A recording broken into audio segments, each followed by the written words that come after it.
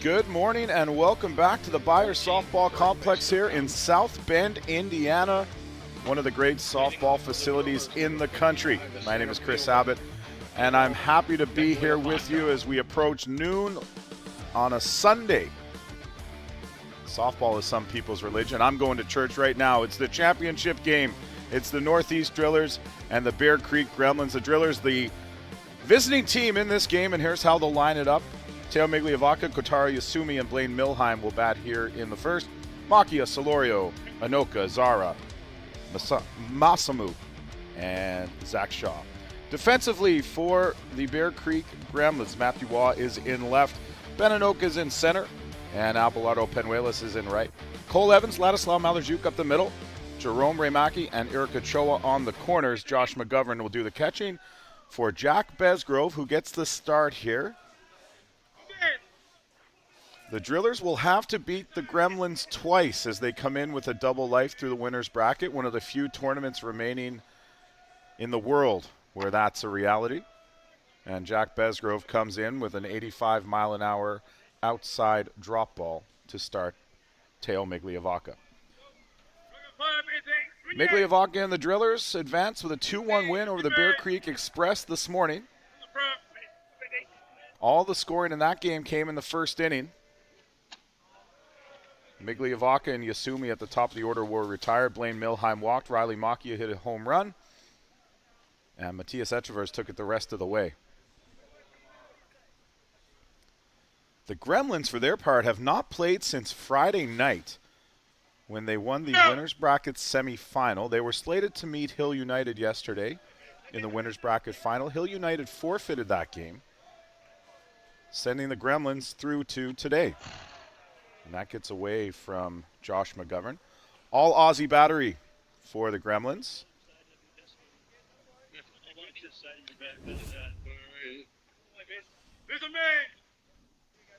Jack in the mid-80s with his rise ball. Bubba Ewald at home plate for this game. Kevin Wallace at first. Dallas Apfelbaker, the third base umpire.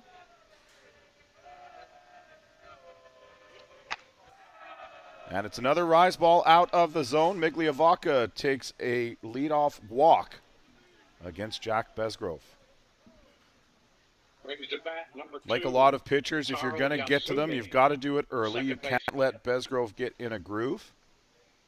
So it would be wise, if at all possible, for the Drillers to do some damage here in the first inning. Kotaro Yasumi, Japanese second baseman, first pitch swinging, and interestingly did not square to bunt. You've got Remaki and Erica Choa on the corners, a couple of big power hitters. They do defend well, although not your prototypical corner infielders.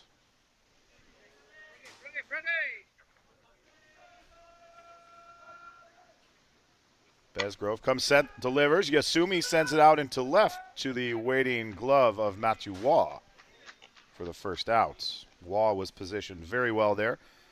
Yasumi is well known for slapping to the left side. Waugh had been playing in. No secrets between a lot of these players.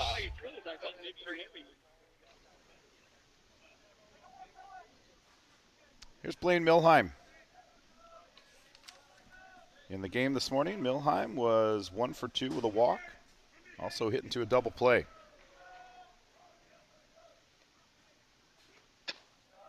Another one chin high at 85 from Besgrove, who's throwing hard out of the gate here this morning. Soon to be afternoon.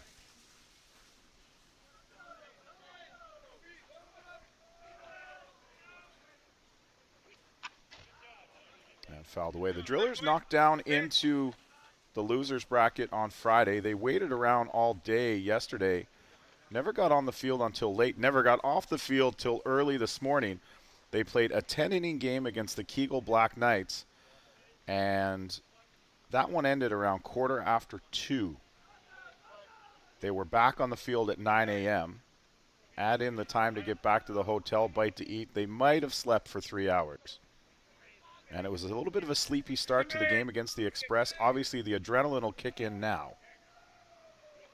Change up from Besgrove. He goes from 85 down to 60. Like me going through a school zone.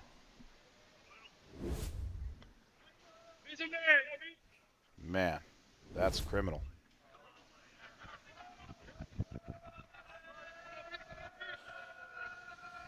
Wind is whipping around as it has been all week, and Milheim takes the rise ball upstairs. One of the things for Besgrove here is that the rise ball has not been in the zone early on. And he's not been happy with the landing spot. Now Ramaki is in, going to work as they try to dig out that area in front of the mound for Besgrove. There you see lots of big chunks of clay coming up.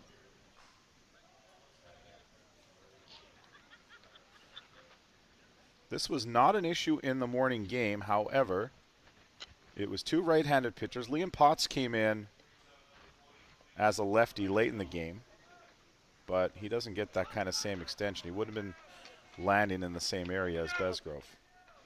2-2 the count on Milheim. Migliavacca at first, 1 out. Streaming here live on Softball Premier TV and USA Softball TV. So wherever you are tuned in, we're glad to have you along with us. Nothing beats a championship Sunday. Obviously the Gremlins franchise multi-time champions at this event. Looking to etch their name on the trophy one more time. Might get renamed to the Greg Leather Trophy one of these days. Greg has won here so often. I don't know what they'll give Varm. He might get the most improved player trophy or something like that. On the ground, up the middle, Cole Evans can't flag it down. Migliavacca's around second. Beninoka comes up with it. Migliavacca's into third. And it's a 1-out single for Blaine Milheim. And the Drillers are threatening in the top of the first inning. That rise ball was in the zone. Nice short, compact swing from Milheim. He's really been stirring the drink for the Drillers in the middle of the order. And if Milheim stirs the drink, this guy chugs it and slams it on the bar. Riley Macchia. He's got home runs in consecutive games, including one last night. That was about 320 feet over the slow pitch fence in the outfield.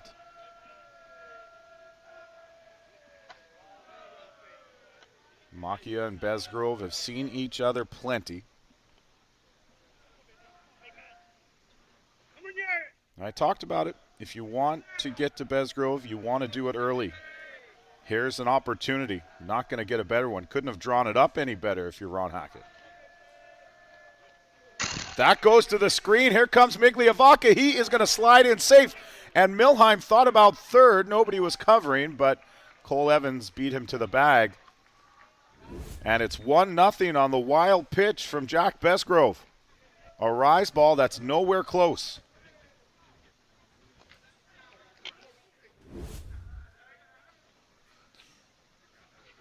When Besgrove is off, it's usually with that rise ball issue, and now Greg Leather is out of the dugout, and he wants to talk about the pitcher's mound.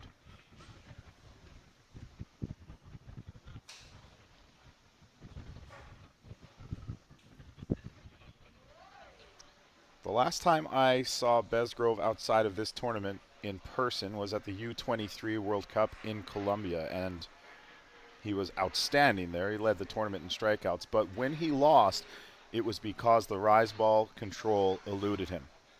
And he's not comfortable out there right now. And as I mentioned, the Gremlins have not played since Friday night. Veteran home plate umpire Bubba Ewald is in a conversation with manager Greg Leather. And they may let Jack throw a couple here.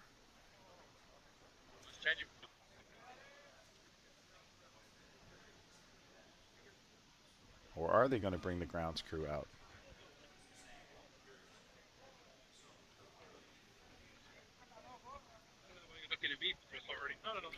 They are going to call for the grounds crew. So while we do some landscaping, we'll take a quick break. You're watching the 2026 USA Softball Men's Major National Championship on Softball Premier and USA Softball TV.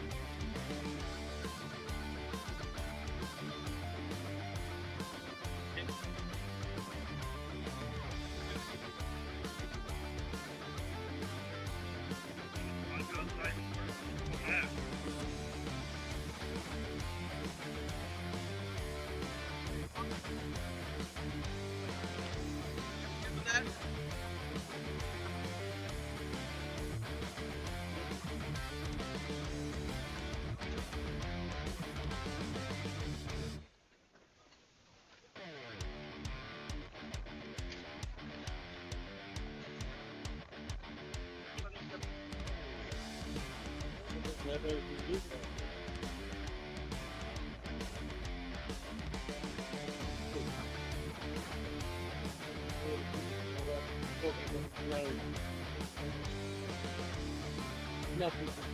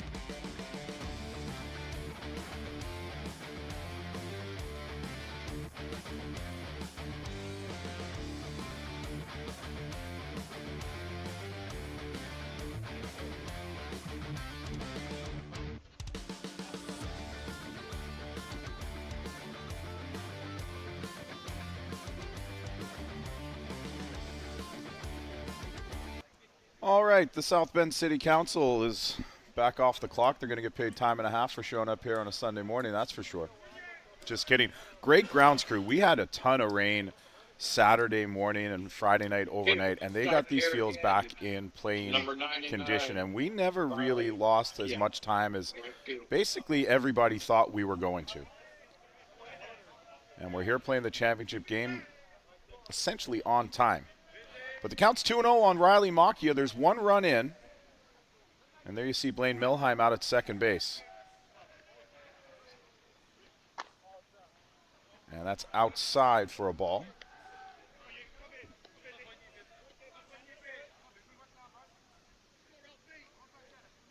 And if I've got a base open and a 3-0 count on Riley Macchia, I'm not throwing anything close to the strike zone.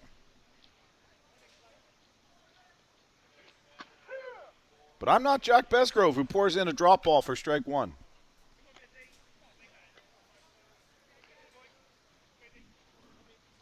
Jordan Solorio, member of the Mexican national team, stands on deck. Besgrove, a little wobble on the board there, and then throws a pitch outside. You can see he kind of lost his balance on his front foot on the rubber. Tried to regain it, but I don't think a walk there is the worst outcome for the Bear Creek Gremlins. 2 walks, though, issued by Besgrove here in the first inning. One of them's come around to score, and now Jordan Solorio will come up with 2 runners on and 1 out.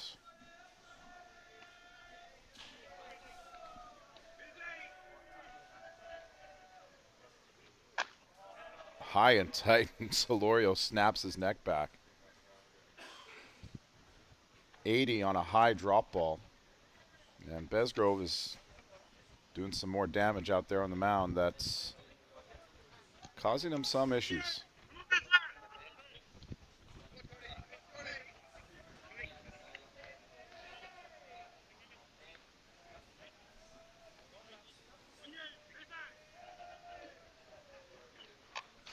Check swing.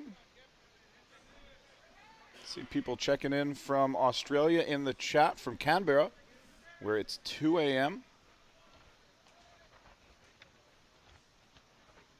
And we know the Aussies and the Kiwis as well. They're going to be up all hours tuned in, despite the fact that they've got to get up for work in a few hours.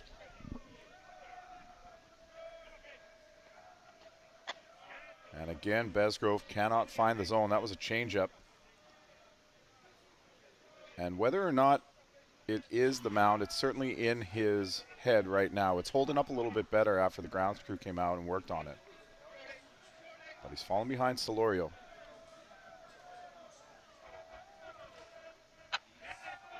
Up and out of the zone again.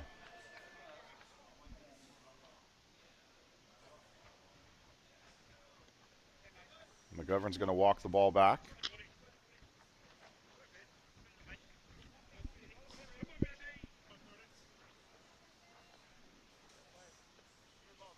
So I'm looking down. No action in the bullpen for the Gremlins just yet. We'll let Jack work this thing out. At the knees for a strike. And the count's full to Jordan Solorio.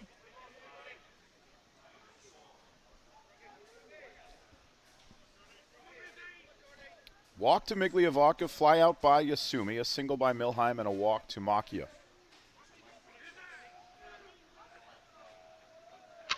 Solorio shoots this one foul down the right side.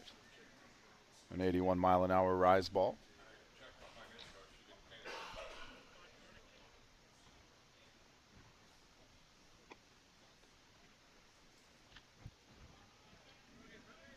Ramaki gets the ball back and cleans it up for Besgrove. Look out, foul ball comes in from the other diamond. It's honestly amazing that more people don't get picked off on those in these kind of clover leaf formats. Great setup for running an event, but yeah, sometimes you do get the errant fly balls.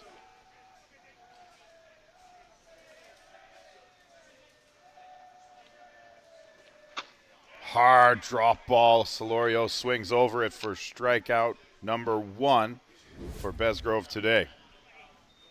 And that looks a little more vintage Jack. with a high drop ball.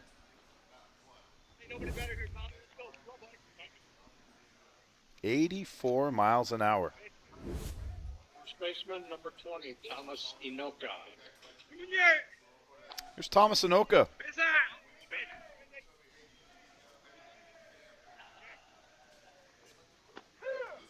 Besgrove will start him off with a changeup for strike one. Inoka went 0 for 1 with a couple of walks in the win this morning. I talked about the 300-plus foot home run by Macchia last night. Inoka hit one a couple of batters later, as the Drillers were on the ropes against the Kegel Black Knights. And it's strike two, this time on the inside corner.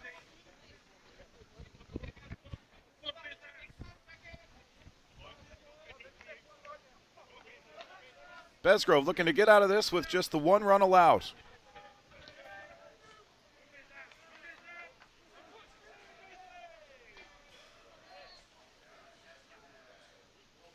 And he will. Takes a little bit off on the rise ball and gets Inoka swinging. So Jack Besgrove settles in, strikes out the last two batters of the inning, including on that one. Sends Inoka back to the dugout. An eventful top of the first. We'll be right back with the bottom half after this.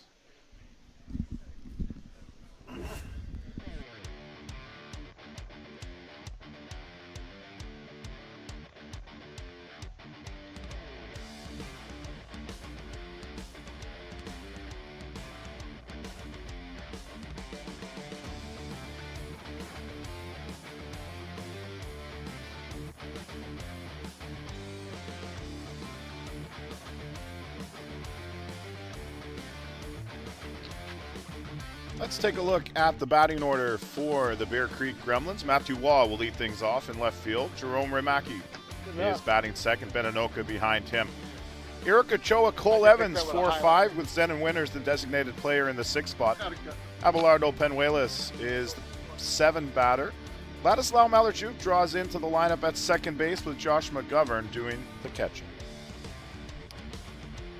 For the Drillers, exact same defensive alignment as they had in the morning game. Solorio, Migliavaca, Macchia around the outfield. Sean Yasumi up the middle, Milheim and Inoka on the corners. Juan Zara keeps the gear on, and he will catch for his countryman, Huemil Mata. We did not see Mata in the morning game. The other Argentine, Matias Echevarz, went the whole way. Great numbers. Both pitchers with World Cup golds on their arms. Mata at the youth and senior levels. Besgrove winning the U23 with Australia in the last cycle, a silver, losing to Japan in the final this year. Plenty of hardware for these guys. Tom Brady used to say his favorite championship is the next one he wins. And that's the same mindset that Besgrove and Mata will take into this game. And Matthew Waugh, no shortage of championships for him either, both club and country. Waugh takes a deep breath and settles in to get his first look at Huemil Mata.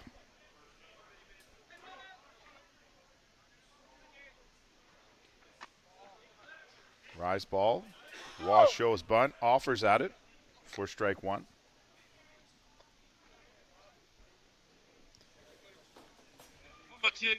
In Bear Creek's last game against the Express, Waugh led off the game with a home run.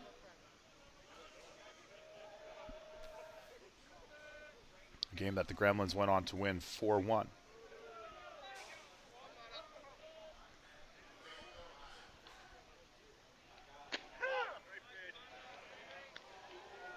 Outside corner for a strike. High drop ball.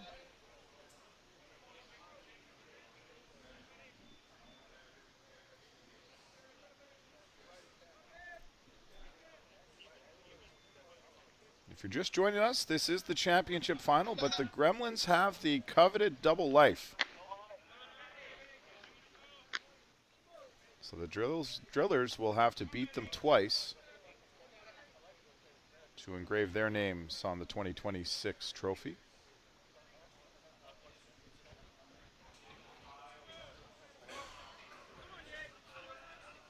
Plenty of pedigree available there.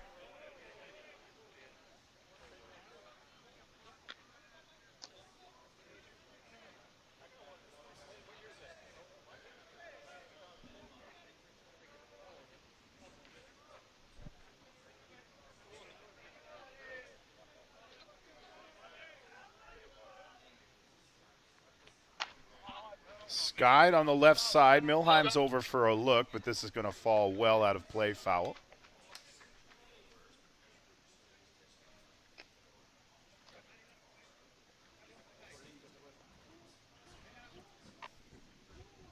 Some cloud cover coming into the area.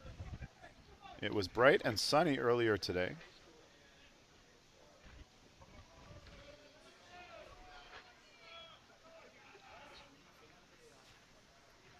The Gremlins come in, the number 2 ranked men's softball team in the world. The Drillers are the number 5 ranked men's softball team in the world.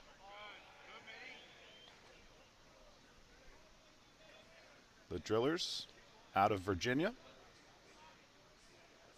And the Gremlins out of Ontario, Canada. Chippewa of the Thames. For a long time, the Gremlins called New York home.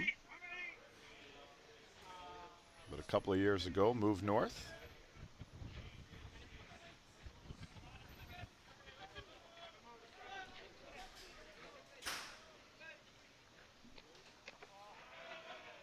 And ball 4, a leadoff walk earned by Matthew Waugh.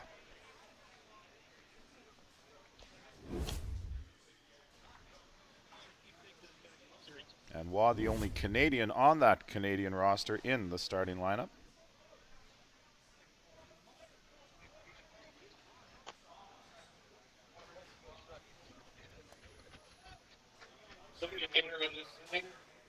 Number 6, Ptich, Ramaki. And the Drillers, I talked about them being based in Virginia. Mata is a coach at Virginia Tech. First pitch swinging Ramaki. This is going to be trouble until Solorio comes in and makes the play. He had to come a long way. Looked like it might have been headed for that Bermuda Triangle area behind shortstop and second base. You can see the flag blowing in the background. The wind is blowing in right now, and it might have held up the ball just a little bit for Solorio. Umpire Bubba Ewald is out around the mound doing some more groundskeeping. Ben Inoka.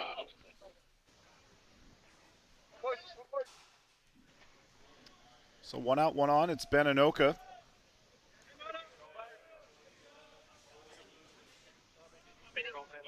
Inoka, like Ramaki before him,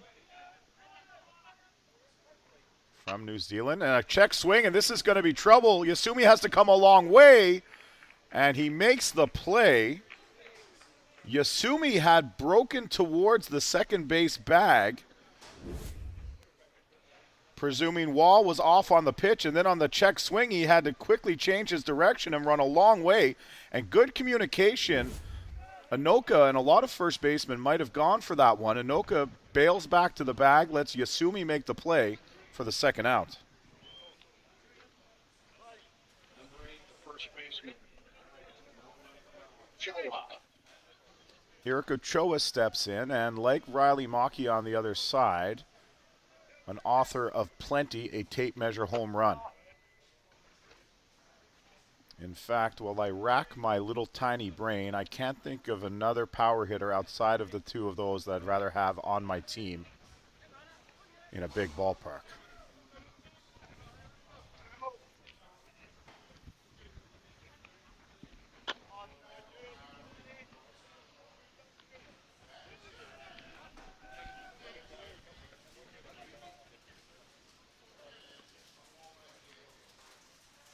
Hiroko Choa right where he wants to be, and an opportunity to drive in a run with Matthew Waugh out at second base. That's on the outside corner, a drop ball for a called strike.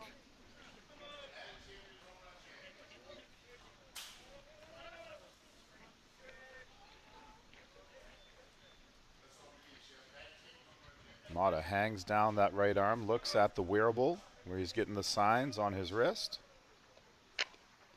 Off the glove of Mata, Ochoa will make it to first on the infield single. Mata took the steam off that ground ball but didn't come up with it. And then Yasumi has to come all the way to the pitcher's circle. Well, halfway. And Ochoa legs it out. Tell you what, not a whole lot of infield singles for Eric Ochoa, but he'll take it.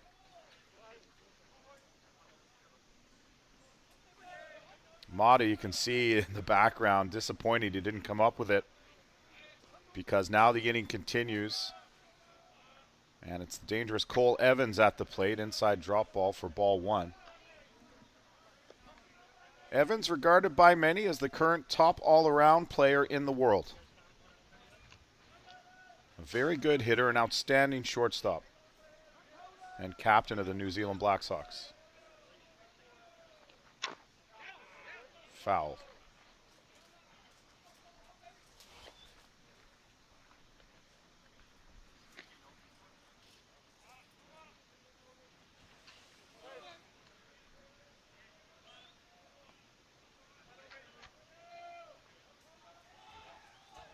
Evans just has that prototypical frame for a shortstop. On the ground, too short. Zach Shaw's got it. He goes the short way to get Ochoa at second and get the Drillers out of the inning. And that's great awareness by Zach Shaw, recognizing that his U.S. men's national teammate, Eric Ochoa, is running. And maybe he'd have a better chance at the play at second. He does. Yasumi will make the grab, and that will end the inning. One inning in the books. The Northeast Drillers up by one here in South Bend.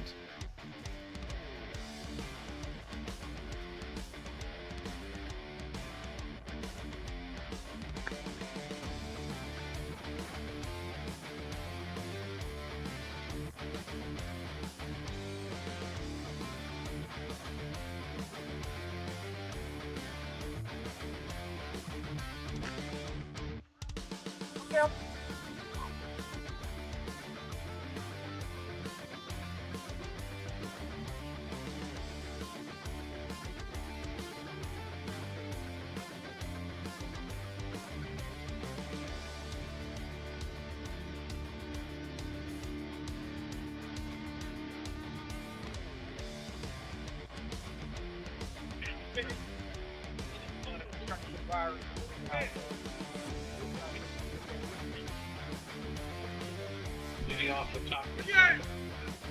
Juan Zara, followed by Gonzalo Masmu and Zach Shaw, will bat for the Drillers here in the top half of the second inning against Jack Besgrove. First pitch is low.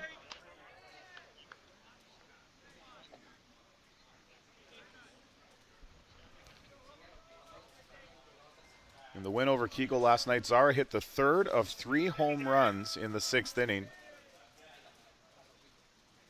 as the Drillers came back to snatch victory from the jaws of defeat, as it were, from a very game Kegel team. That game wasn't on a stream. I stuck around until 2:30 a.m. here at the park to watch. Went 10 innings. Ramon Godoy out of the bullpen for the Drillers, picking up the win. In relief of Noel Saenz. So yes, essentially the entire pitching staff of the Argentinian national team here with the Drillers. And here's their catcher, Juan Zara. Look out. They're going to say he did not break the plane on the swing, and that would have been insult to injury, as he nearly took a pitch above the shoulders from Jack Besgrove.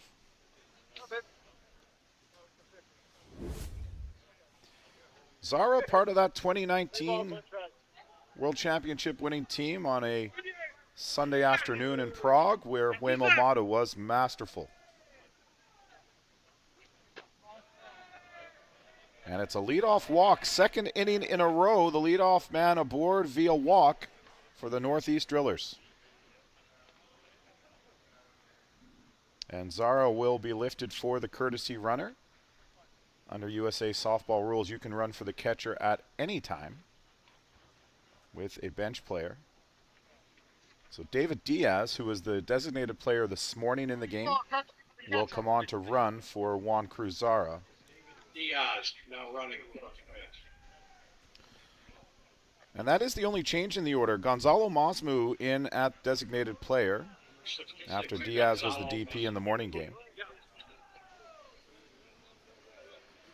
They've been kind of sharing that role. He turns and shows bunt. Diaz is off on the first pitch, and Diaz is safe. Time is called, and Cole Evans apologizing because I think he caught Diaz up high. Let's take another look. Diaz with the foot first slide. We're so used to guys diving head first. And watch at the end. Yeah, an extra tag, and Evans immediately apologizing. He was trying to get his balance, but instead he caught Diaz with the ball in the glove.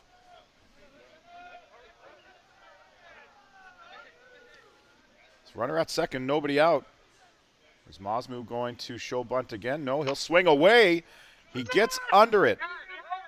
And Matthew Waugh takes 5 steps in, makes the catch, and that will keep Diaz out at second base.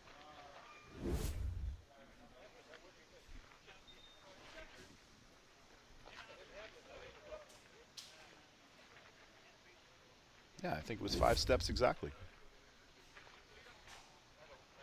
So a huge opportunity here for the Drillers, obviously, to get the leadoff guy at second with nobody out against Jack Besgrove. Certainly would be an opportunity missed if they cannot cash him. Here's Zach Shaw, the number 9 hitter in the lineup.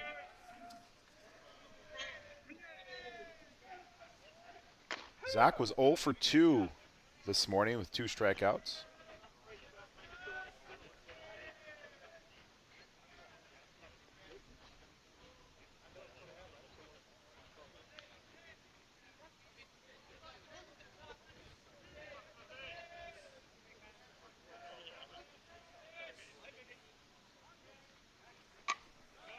And he's late on the rise ball.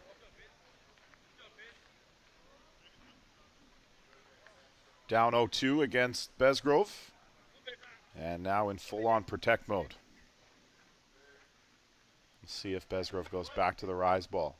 He's had a little better control, and he hasn't seemed to have struggled with his landing spot, although we have seen him move around the mound. He's now completely over on the third base side. It is a rise ball, and it is fouled away by Zach Shaw, and I think that hurt Shaw. He's feeling it in his hand, his left one specifically.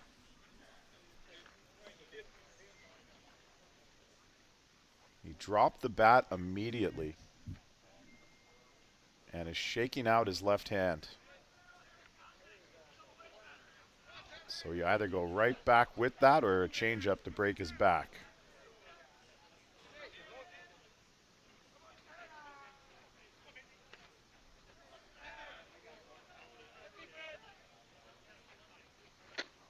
Nope. Drop ball. Swing and a miss. Shaw continues to struggle at the plate today. And he's still favoring that hand.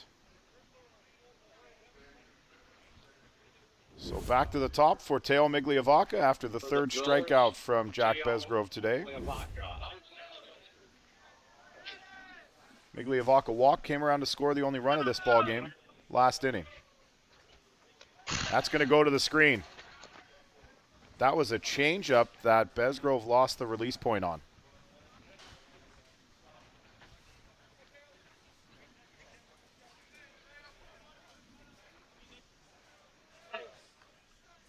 And Jack's going to go for a little walk. Already 1 in on a wild pitch today. Diaz with plenty of speed if anything gets away from McGovern to make it 2. Splits the plate right there. Low rise ball, strike 1. Middle.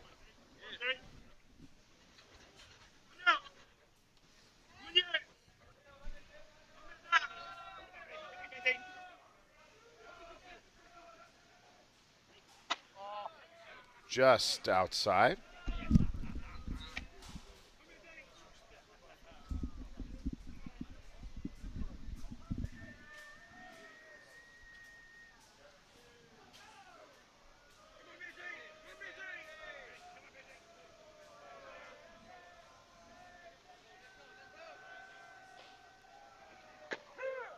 Strike two at the knees.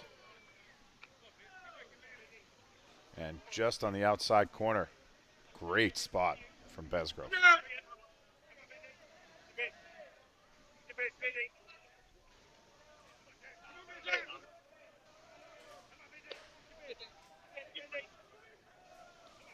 Trying to strand the runner at third.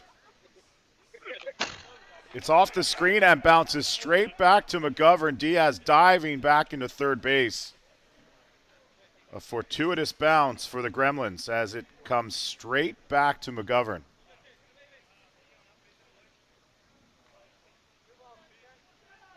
Literally either side of that screen there. If it hits the poles, the supporting structures running through, it could have shot around. Fouled away, Migliavaca on the check swing.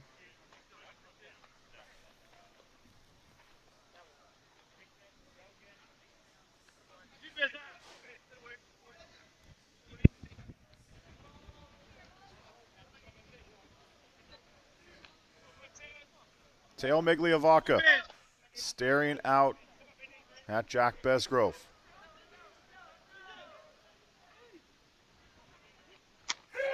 And watching strike three on the outside corner, a low rise ball again. Besgrove with his fourth strikeout, his second of the inning. And he freezes Migliavaca on the outside corner. Beautiful pitch. And that'll strand the runner Diaz at third. Winters, Penuelas, Malarjuk due up for the Gremlins.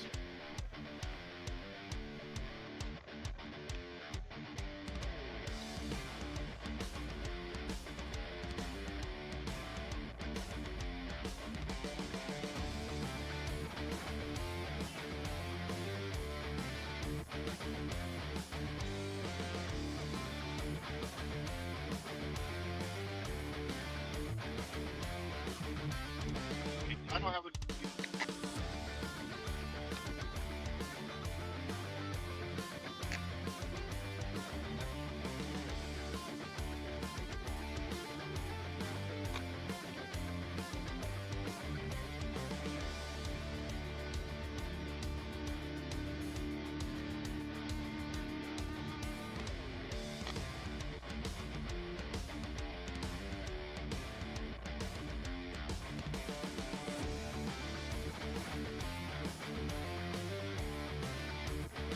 Yeah, for second.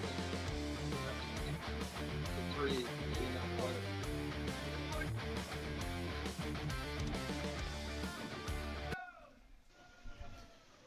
Veteran Zenon Winters will lead things off for the Gremlins against Waimaumata.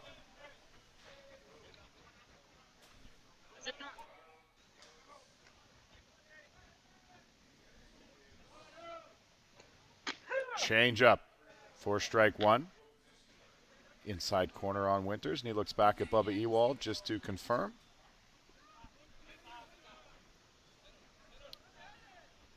Chris Abbott and the crew of Softball Premier here with you from South Bend, Indiana. Winters off the hands. Yasumi has to smother the knuckler coming his way. And there's one down.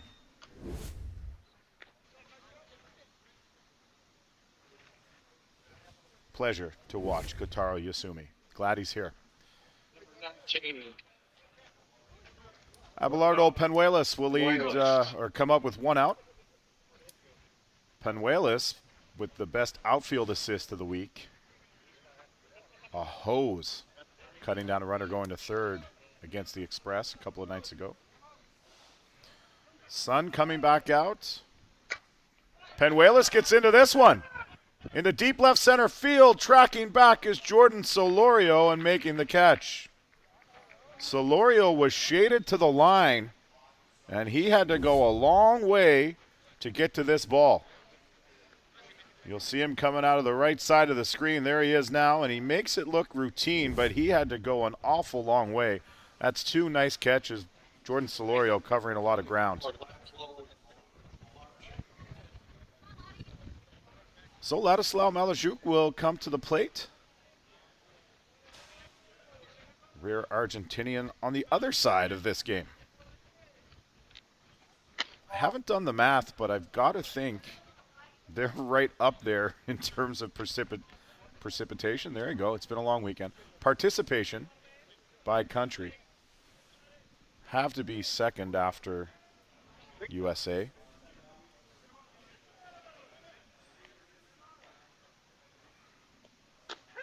Change up outside corner. Mata drops it in.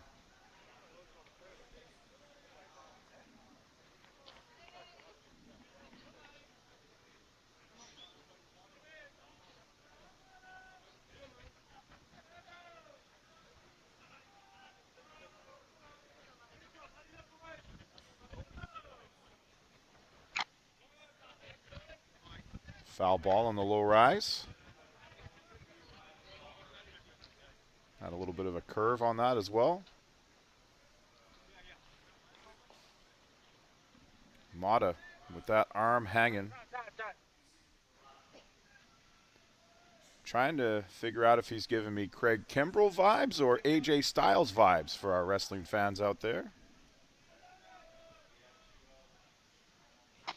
Hanging his head and his arm like that. Outside, says our home plate umpire, Bubba Ewald, and that call is confirmed by our flight scope data.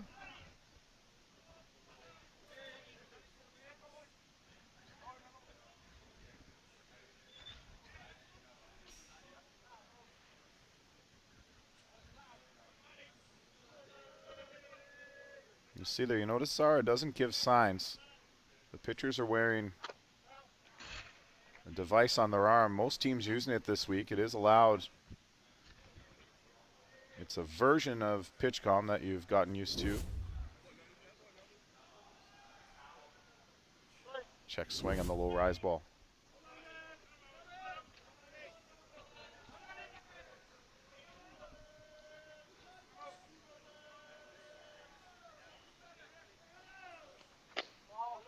Inside drop ball. Just off the plate, and Malajuk will run the count full. We're going to check down at third. He did not go.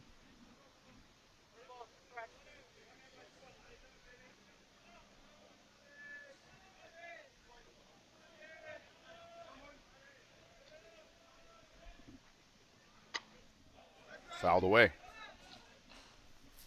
Over toward the other diamond. I'm pretty certain that ended up on that field. Where the silver bracket is continuing. We've got the stream going for that as well if you're so inclined.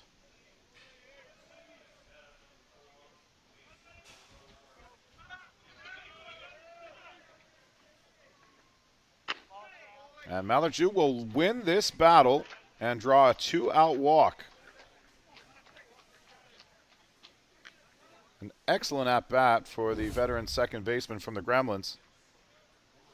And eventually watches a low rise ball outside.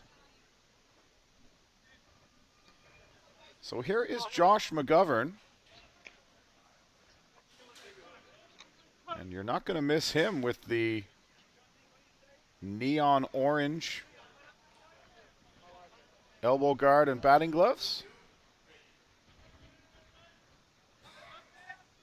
It's hard to, orange, pink, it's an interesting color. First pitch is a curveball coming back over by Mata for a strike.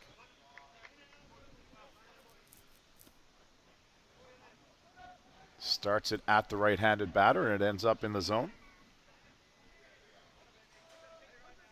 McGovern, the 9-hitter. Matthew Waugh, the top of the order, is on deck. Should McGovern reach.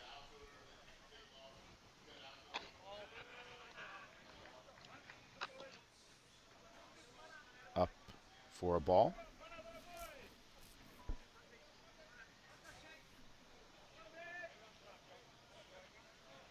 McGovern, one of 3 very capable catchers on the Gremlins roster, including Nick Mullins and Brian Avery. He gets out just ahead of that pitch and fouls it down the left side.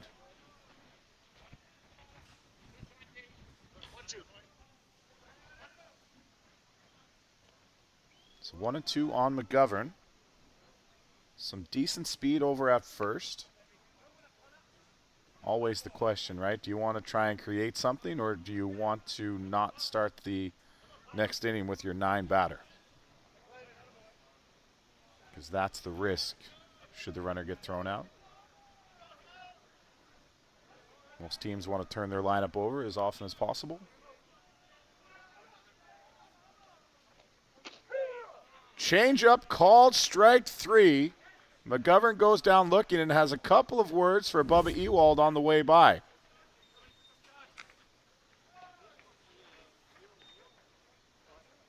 McGovern never been shy to voice his opinion.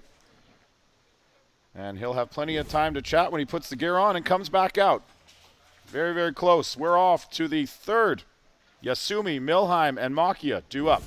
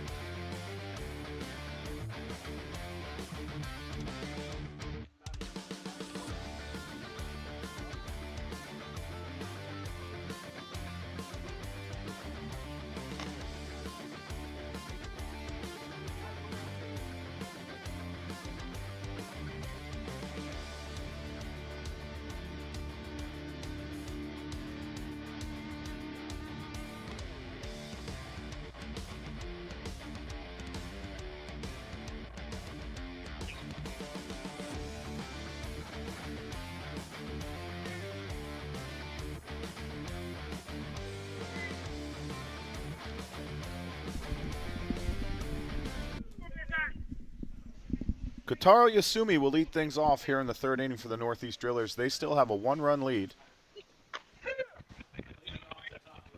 after scoring back in the 1st on a wild pitch. Just 1 hit allowed by Bestgrove through 2 innings. He's struck out 4. He's walked 3, though, and one of those walks came around to score.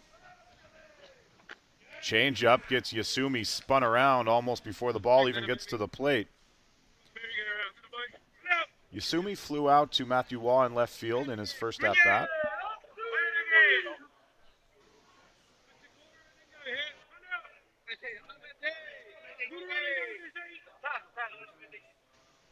Time called at the plate.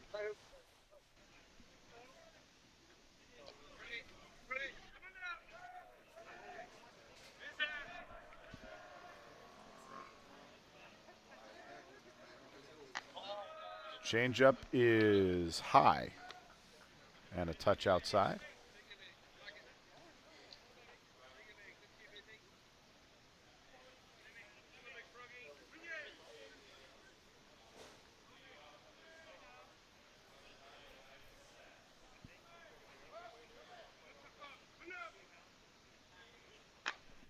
Yasumi slashes this one foul as well. He's down in the count, protecting against Besgrove.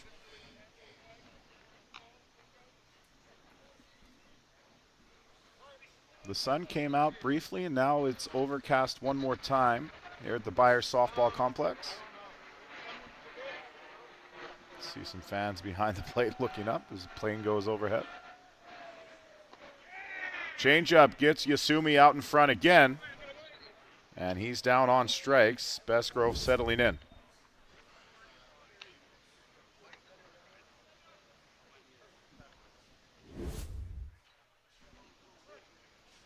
There you see it, 64 on the changeup.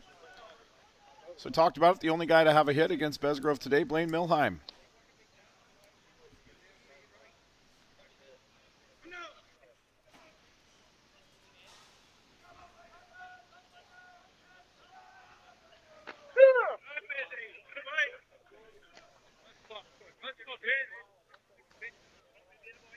Milheim is from Michigan, not too far from here in Indiana.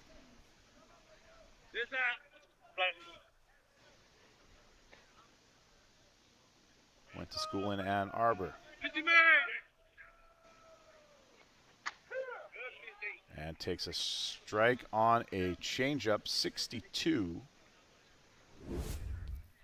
For context, Besgrove's taken 25% off his drop ball with the changeup.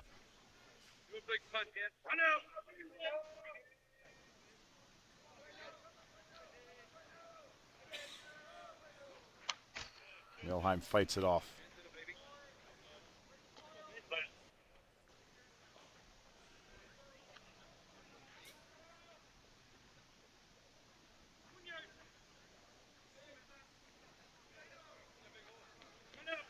Fun fact about Blaine Milheim, his favorite TV show, Seinfeld.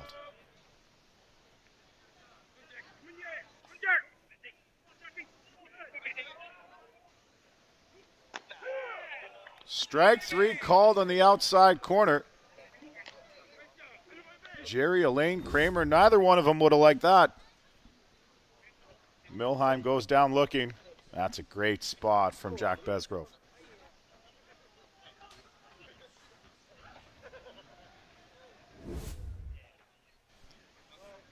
So 2 strikeouts to start the inning. And this is how you want to face Riley Macchia with nobody on and 2 out.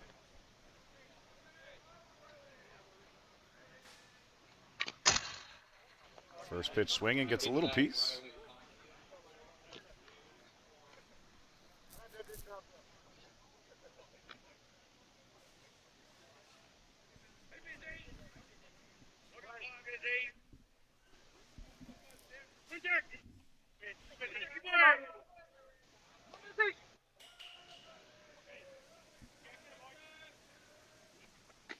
Change up. Strike 2. Besgrove working ahead. Don't know this for a fact. I got a feeling Macchia's favorite TV show is the Home Run Derby.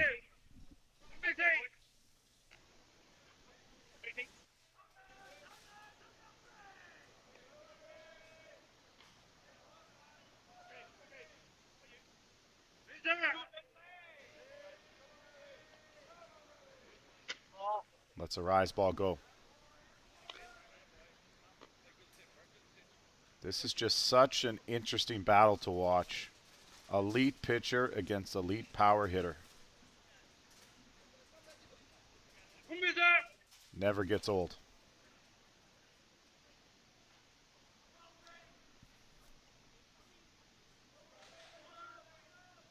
The 1-2 gets him.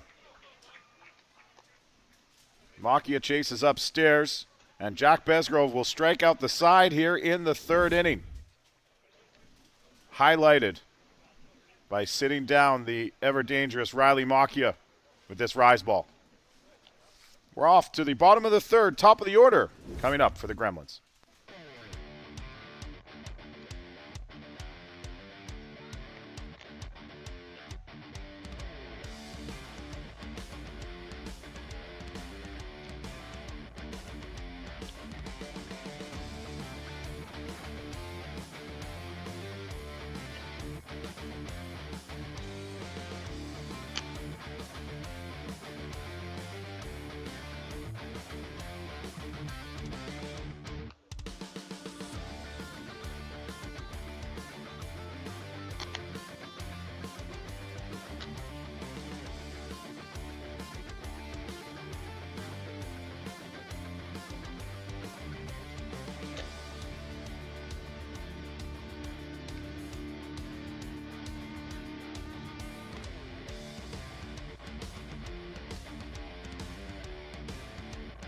Off the bottom of the 3rd.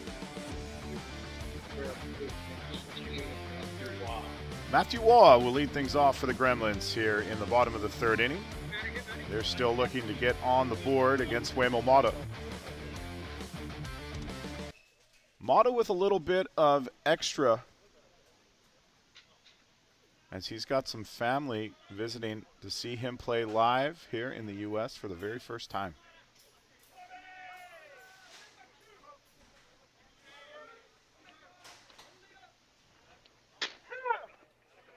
Of course, if you know the game, you know about the Mata family from Argentina.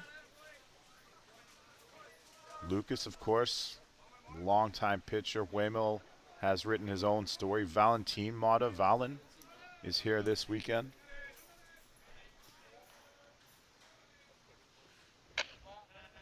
There's a couple of pretty cool articles, actually. I believe it was from the WBSC's website about the family earlier this year.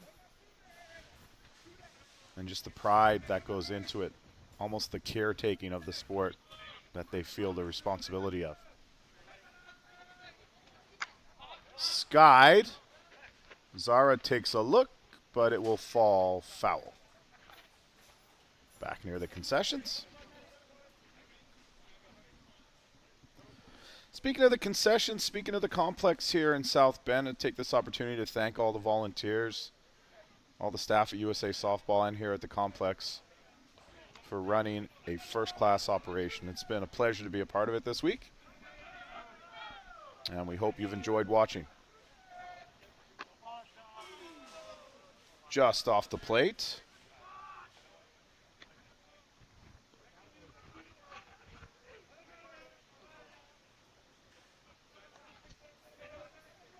I think I really need to specifically point out the volunteers. I'm talking about our PA announcers, the game ops folks who have been working long hours. Of course, the rain delay yesterday.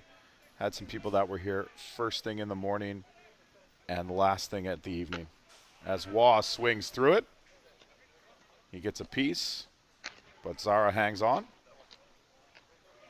You have people that were here from 7, 8 a.m. that never got out of here until 2:30 last night. Back here again this morning.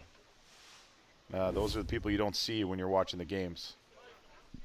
It wouldn't happen without them. So 1 out, Jerome Ramaki.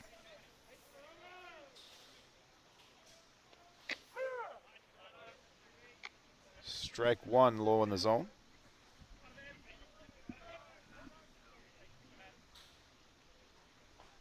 Ramaki flew out to left field. Jordan Solorio had to come on and make a running catch.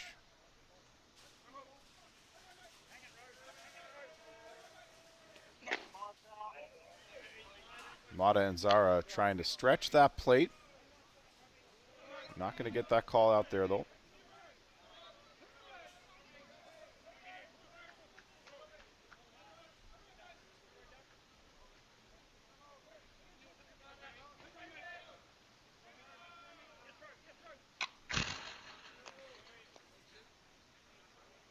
And it's 1-2.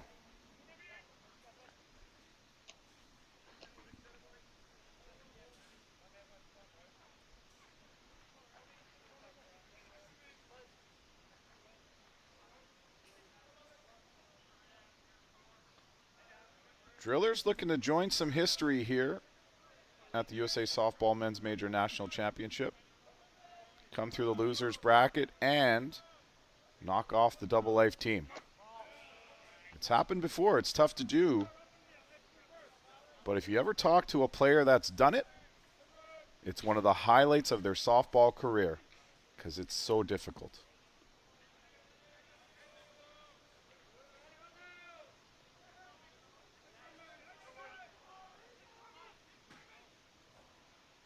I was talking with Colin Abbott, one of the members of the legendary Farm Tavern squad. And Colin's been there, done that, just about everything in this sport. And at least once a year he tells me about the time that they lost early at the tournament. It was known as the ASAs back then. They played all day Saturday, came through the back door and won the thing. Basically on the field the entire day on Saturday. That's the prestige of this event. This is going to be out in front of home plate. Zara jumps on it and makes the play. And quickly, there's two down here in the bottom of the third. Earlier today, Juan Zara had this exact play, and he fired the ball into right field. The exact same play. This time, makes no mistake.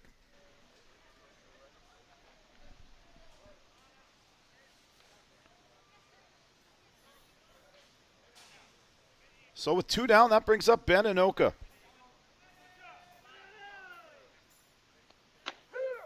First pitch strike. Again, that curveball, drop ball combination from Mata to the right-handed batter.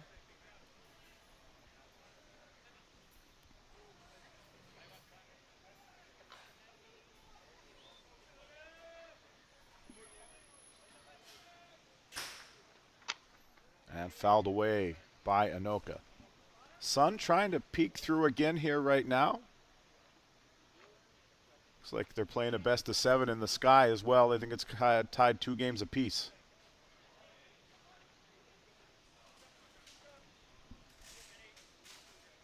There you see some blue skies out beyond left field. Given the forecast we had coming into this weekend, the fact that we're here playing the final at all is a minor miracle. Some showers forecasted later this afternoon. Nothing major, though. And that should not be until we are finished. But, you know what they say about the weather forecast? If you don't like it, stick around for 20 minutes. It might change.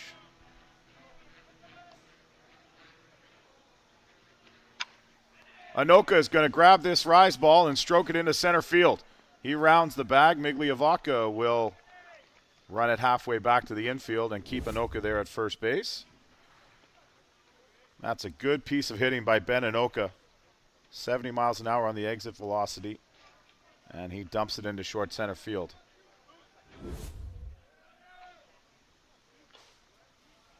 So here's Eric Ochoa with a runner on. Big moment in this game. Second time through the order for the Gremlins.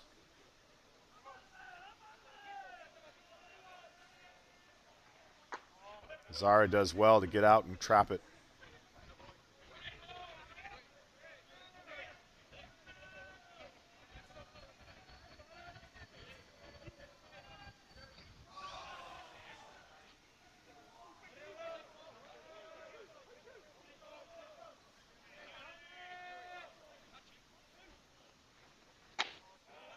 Up and out. Ball 2.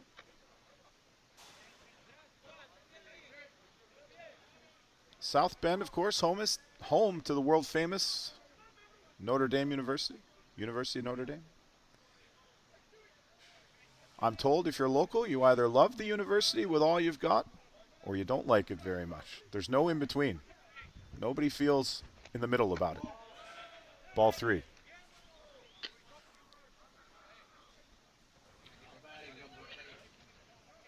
But I think that translates around the country. Like, the university is well supported.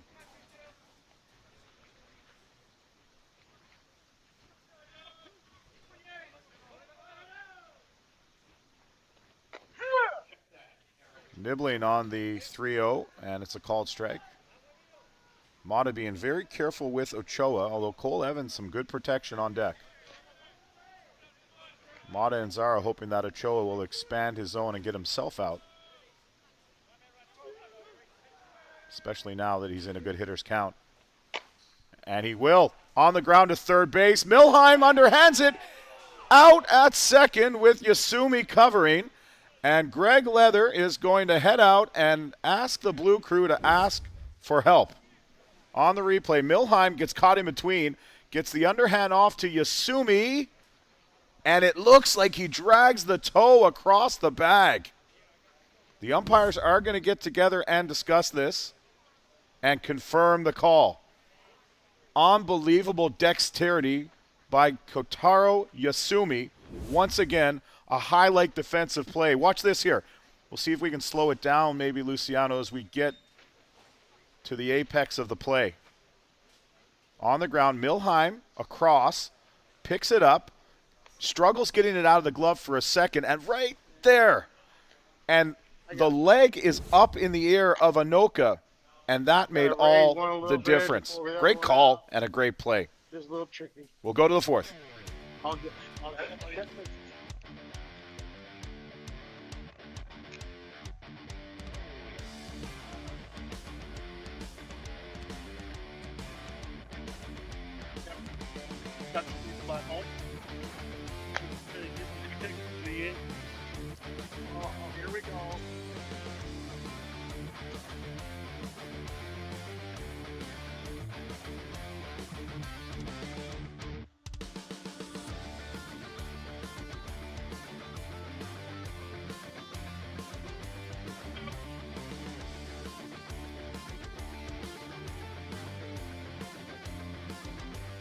Leading off the top of the fourth is 21 Jordan Solario.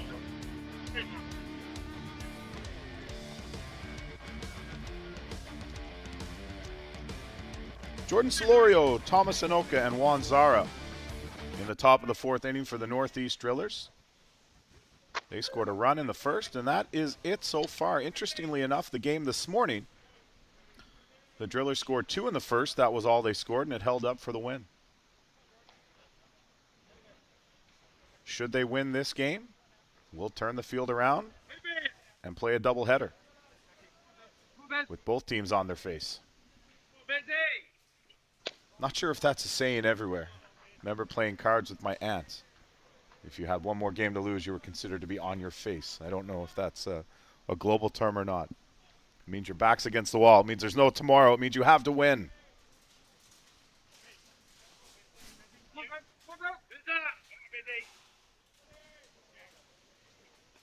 Besgrove bounces one in to Solorio.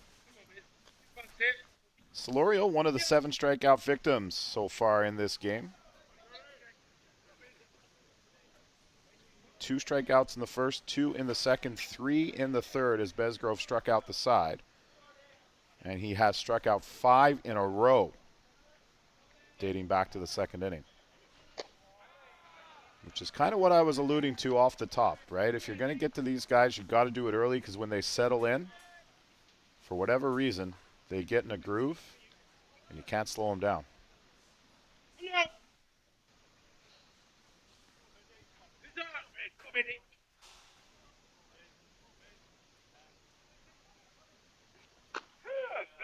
Solorio's feet moving before the pitch as he's trying to get geared up for that 83-mile-an-hour drop ball from Jack Besgrove.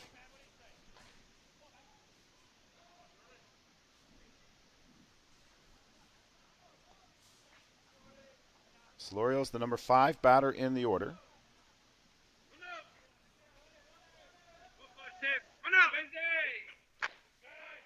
And he'll go down swinging, make it 6 in a row for Besgrove, 7 straight retired.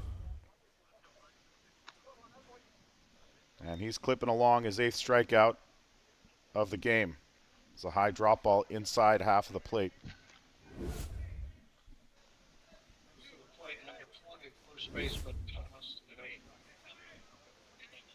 Well, Thomas Anoka will get his second look. Went down swinging to end the first. And he'll take ball 1 inside. An 84-mile-an-hour drop ball that dropped 10 inches.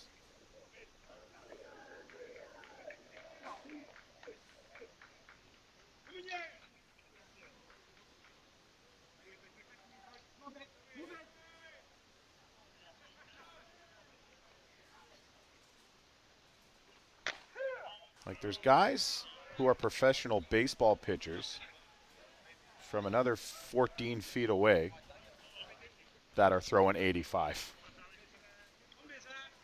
Besgrove, by the time he lets go of it, is probably 40 feet away. I mean, the reaction time necessary is almost incomprehensible. Low rise ball, and Anoka feels like that might be the one that got away.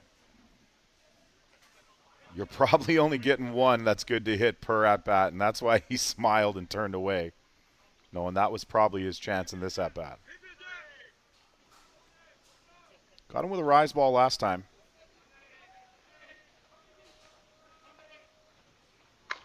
This time they go low, and Anoka stays alive.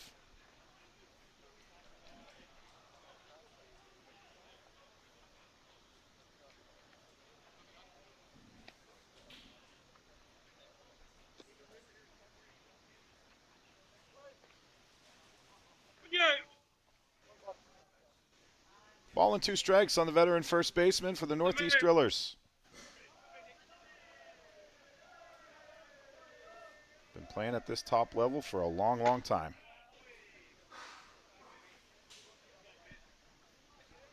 Over 15 years, pushing 20.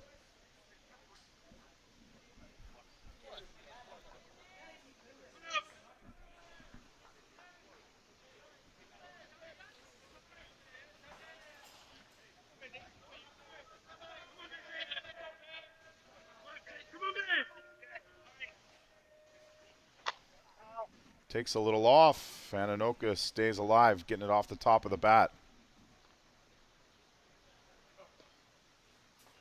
They'll continue to battle.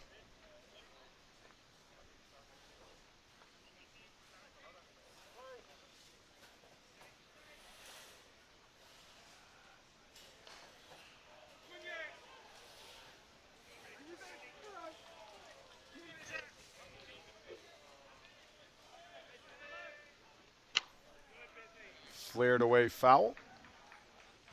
Anoka and Besgrove locked in a head-to-head duel.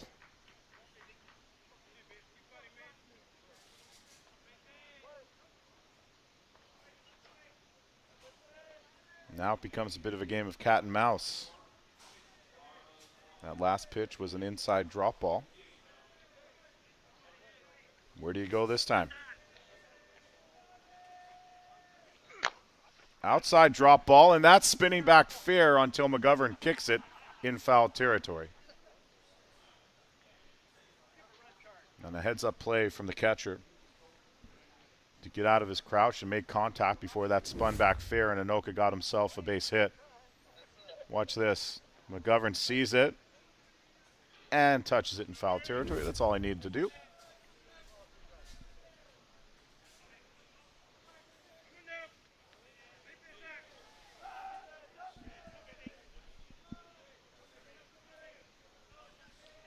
So inside drop ball, outside drop ball, and a rise ball will finally win the battle.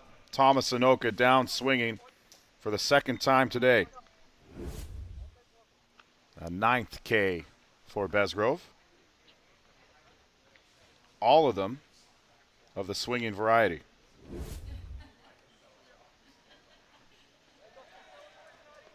.83 on the rise ball. Good gracious. Number 6, Ron Zara. So Juan Zara, who led off the second inning with a walk, was then lifted for the courtesy runner who was stranded.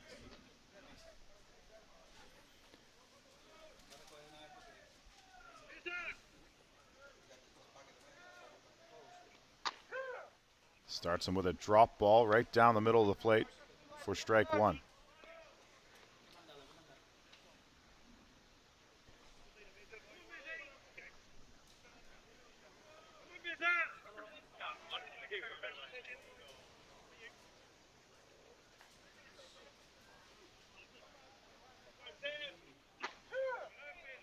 Outside corner, and Zara again kind of smiles and turns away. There's not much else you can do.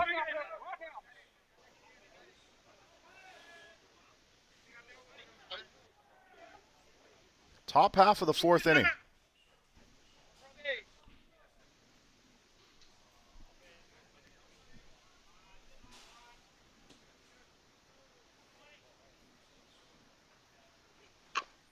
Check swing to stay alive.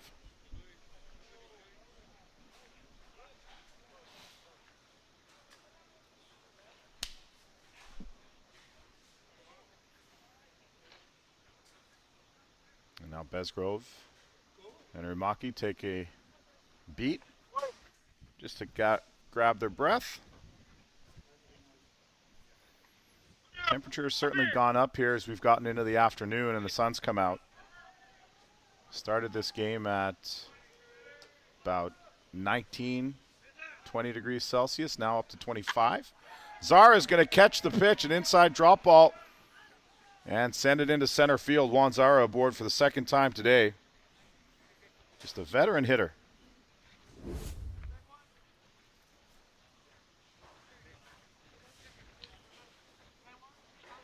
.80 miles an hour off the bat. So that will allow Diaz to come back and run again. Actually, it's not going to be Diaz this time.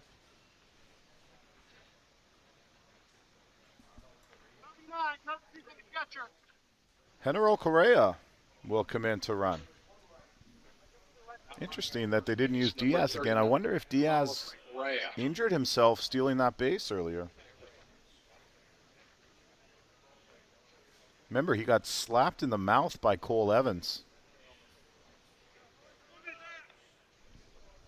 Otherwise, I can't see any reason why he wouldn't go back out. Here's Gonzalo Masmu. Masmu flew out to left in his first at-bat. Actually got a real good piece, but didn't quite have the distance, and Matthew Waugh was right there.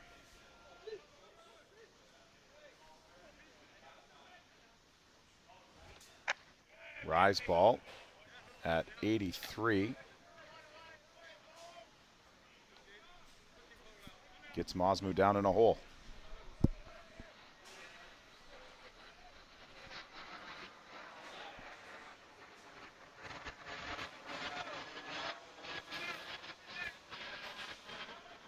Busy flight path today here. The winds must be different. Haven't dealt with this much of the week. Hot shot to Cole Evans at short. And on the one hopper, he'll underhand to the covering Malarzouk. Masmu gets a real good piece of this one. And Evans takes it in and makes the play. Nothing across for the Drillers. We'll go to the bottom of the fourth inning. It will be Cole Evans leading things off.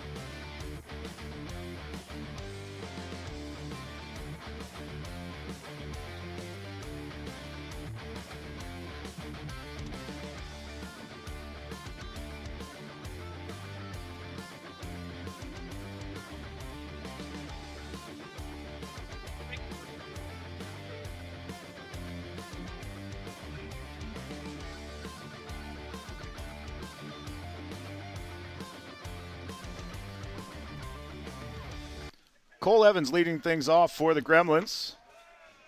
Stellar defensive play to end the last half inning. He'll be followed by Zenon Winters and Abelardo Penuelas.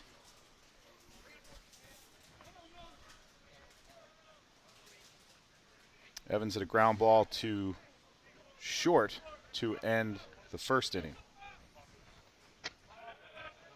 He's ahead 2 balls and no strikes against Huemo Mata.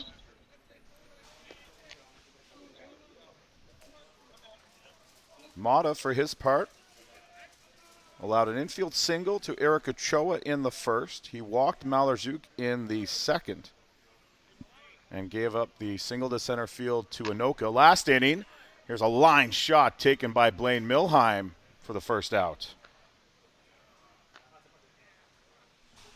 That was an interesting one. It looked like it was off the bat harder than it was. It's still a line drive, don't get me wrong, and Milheim has to react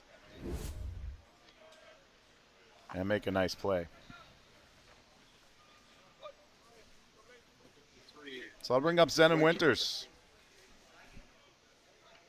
Winters grounded out to second base in his first at-bat, and that was the play where Yasumi had to come get the ball and underhand it to Anoka.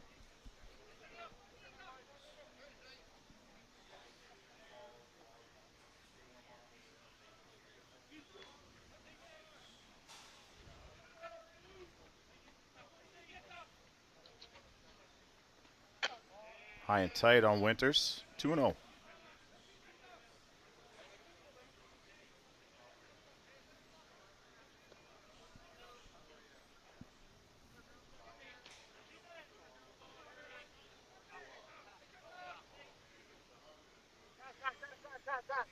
Winters asked for time as Mata was taking a few extra seconds to get the sign.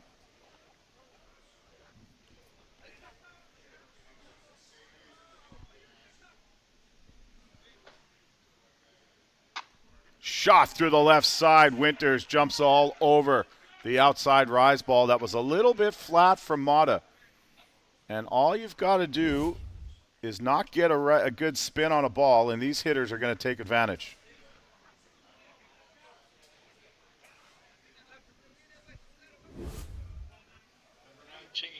All about capitalizing on one little mistake. So 1 on and 1 out for Abelardo Penuelas, who hit one to deep left field in his first at-bat. He shows bunt, and this is going to stay fair. Milheim lets it roll, but an infield single for Abelardo Penuelas. Last night in the game against Kegel, Blaine Milheim charged one of these when he should have let it go foul. Today, it doesn't spin the right way.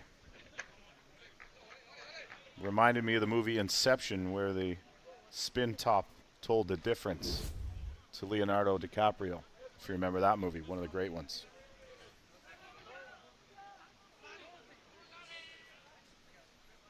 Two on for Ladislao Malazuk. He's walked back in the second. Gremlins looking to get on the board. First pitch swinging, it's fouled away. There is no activity in the bullpen for the Drillers. Mata certainly represents their best hope here. I would think that Roman Godoy would be the next option. After Echevers went the whole way, and Noel Signs, the youngster, the other member of the staff. Back up the middle. Mata to second for one, and there's a collision as Penuelas goes tumbling over Zach Shaw. They issue a little apology to each other. And out on the fielder's choice is Penuelas with Malazuk moving up. Might have been a chance for a double play here, but I think Shaw and Yasumi got crossed up in terms of who should be covering. And regardless, that is the second out of the inning at second base. On the 1-6 putout, Winters moves up to third on the play. And it will be Josh McGovern with 2 out and runners on the corners.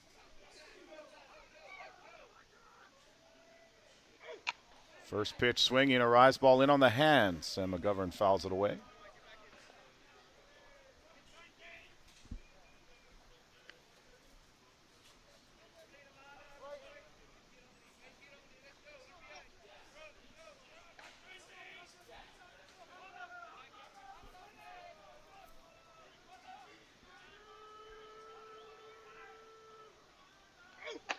Mata goes up again, and this time McGovern will let it go by.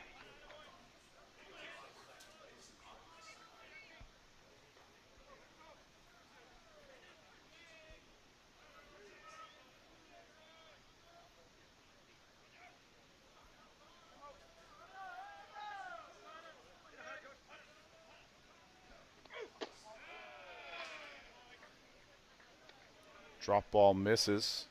Not by much. Just low.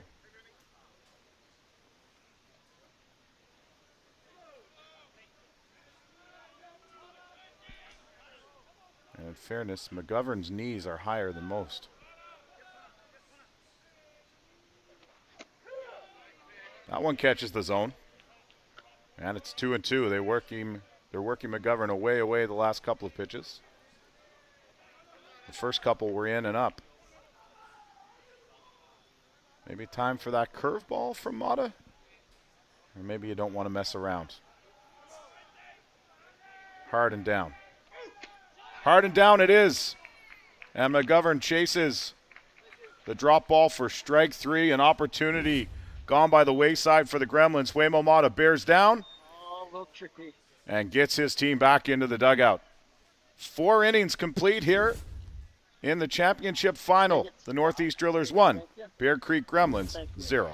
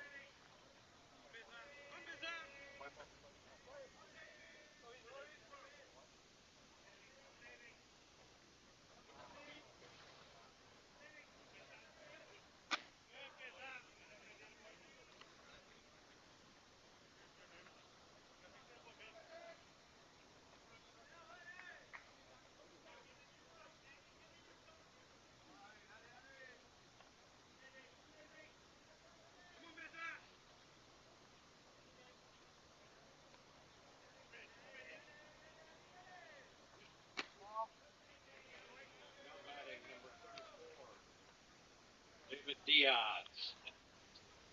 Come on, Ptich! Come on, Tim, get away. Come on now. Come on, Ptich! Come on, Ptich!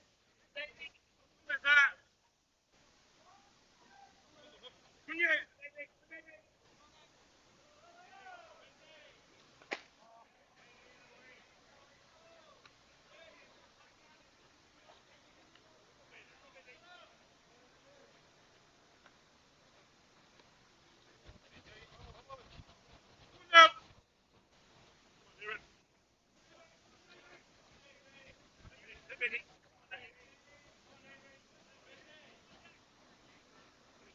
Mexico. Again, he chases outside against Besgrove.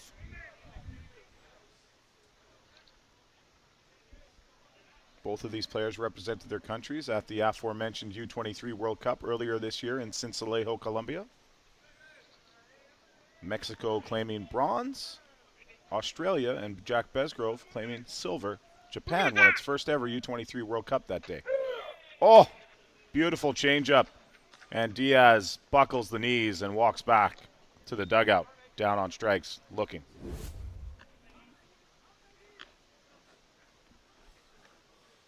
Not much you can do there. He wanted to swing, I promise you. He just nods his head and walks away. Not the first guy to do that against Jack Besgrove.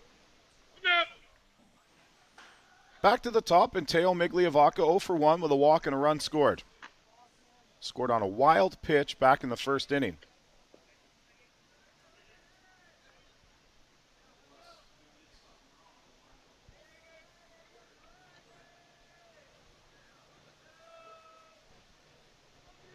First inning where Besgrove had some issues with his landing spot, some issues with his rise ball. Those have since been sorted.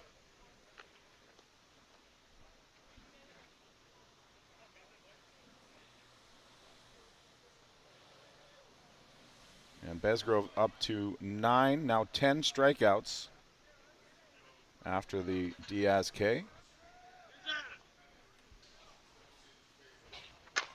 On the ground, Migliavaca will get this under the glove of Malarzouk.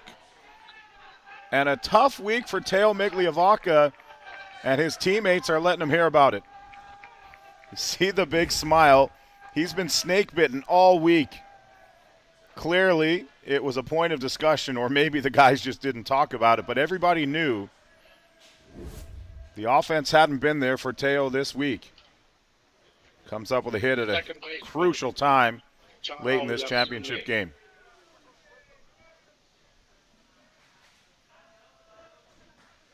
Here's Kotaro Yasumi, 0 for 2 with a strikeout and a flyout. Chases a rise ball, gets a little piece into the glove of McGovern. This is what Ron Hackett had visions of when he put this lineup together. Migliavaca's speed on the bases, Yasumi's ability out of the number 2 spot. Wouldn't be shocked even with one out if Yasumi tried to play some small ball here. McGovern is halfway out of his crouch. He's expecting some action as well. But it's another rise ball, and it's another one Yasumi can't come up with. And Besgrove's ahead, no balls and 2 strikes.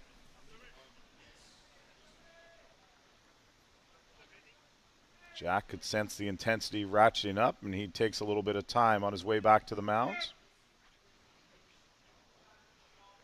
Again, always about breaking the rhythm of the hitter. Outside rise ball is outside.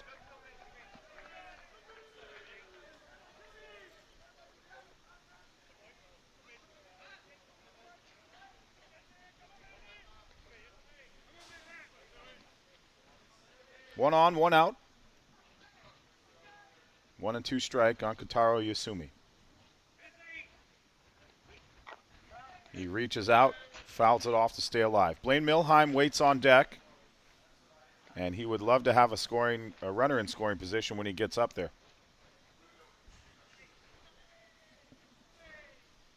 Although with Migliavacca on and Milheim at the plate, he's already in scoring position at first base.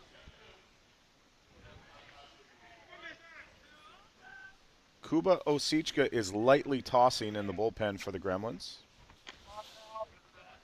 That is outside. Osichka, the youngster from Czechia. I guess everyone's a youngster to me. He's been around for a few years. Still a young guy in his early 20s.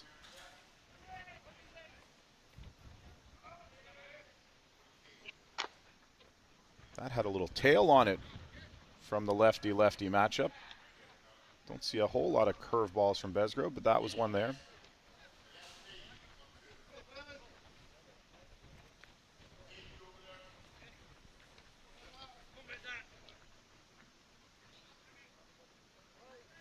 Two and two the count. Yasumi locked in.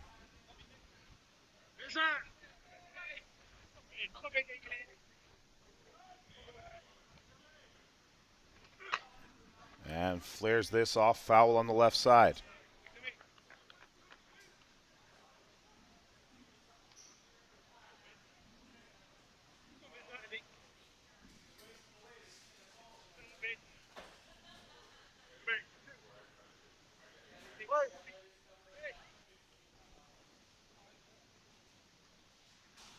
We'll do the 2-2 one more time. Another outside rise ball. Nope. An inside drop ball. Actually caught maybe more the middle of the plate than McGovern and Besgrove would have liked. But they had Yasumi looking outside, looking outside. They tried to bring it inside.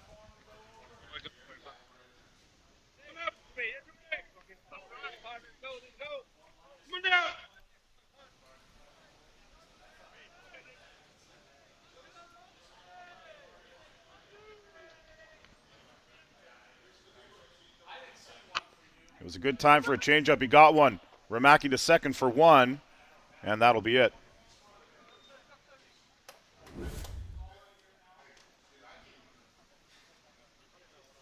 Yasumi gets just enough. On to the covering Malarzouk. No chance for a play at first.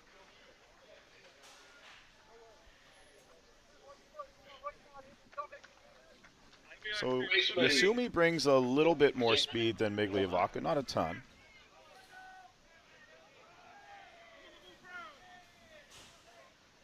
And Blaine Milheim can hit it to all parts of the field, including beyond the outfield fence. A little more of a singles and doubles guy than a power hitter, though, Milheim.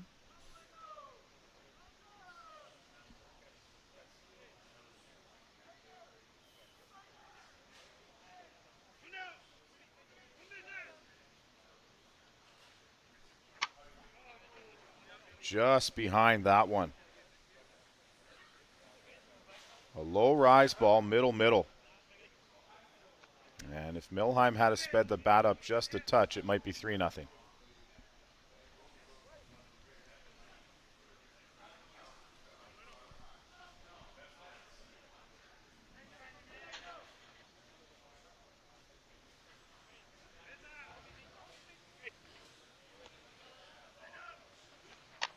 Another rise ball, flared away. Milheim and Macchia discussing strategy.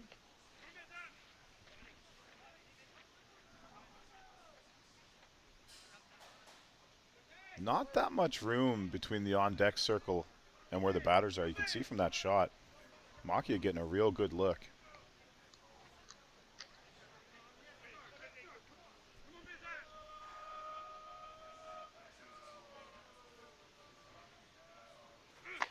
Milheim chases the rise ball outside. He goes down on strikes for the second time today. And Jack Besgrove increases his count to 11. They'll strand the runner. And we'll go to the bottom half of the fifth inning. Top of the order due up for the Gremlins.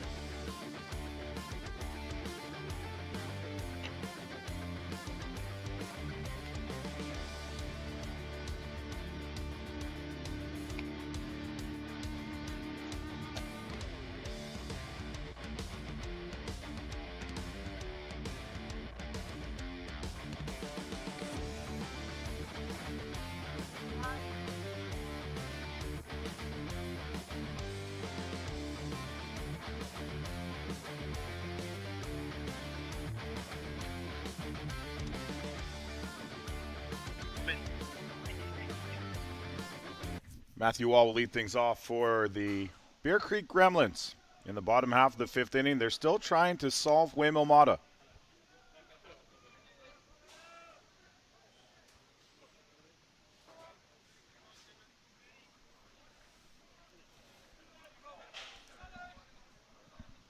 Was 0 for 1 with a walk. He was stranded on third base way back in the first inning.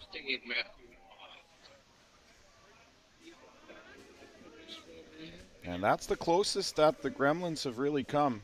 Last inning they had runners on the corners as well. But still looking for that clutch hit. A couple of times McGovern struck out to end an inning. And a couple of times Evans and Ochoa were kept in check. Big moments for Waimomata. Still needs to get 9 outs to push this to a deciding game.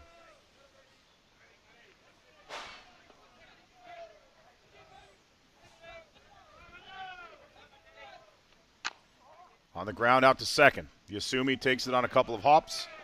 Tosses to Anoka for the first out.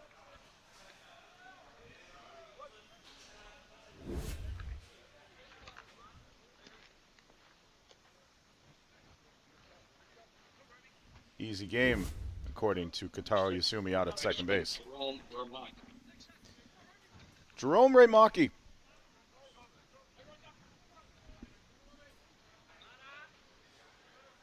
He's looking to become a factor in this game. This is the kind of timing where Raymaki usually gets it done. Oh, big swing on the rise. Ball comes up empty.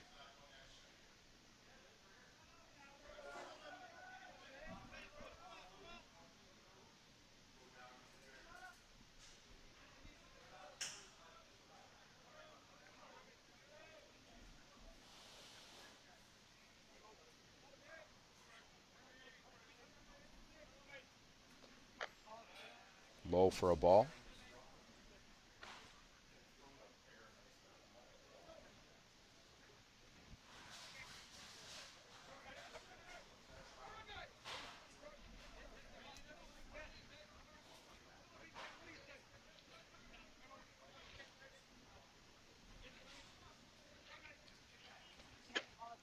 That's outside to one of the best hitters in the game. I was talking about power threats in Ochoa and Makia earlier. All due respect to this man.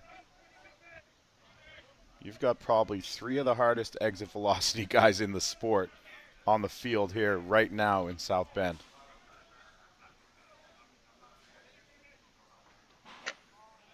And Mata is treating him with that respect.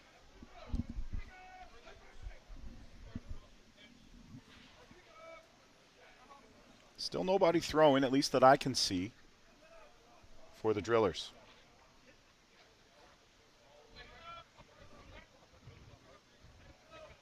Mata going through his routine. Very regimented. And he keeps working the outside corner and has got himself into a 3-2 count.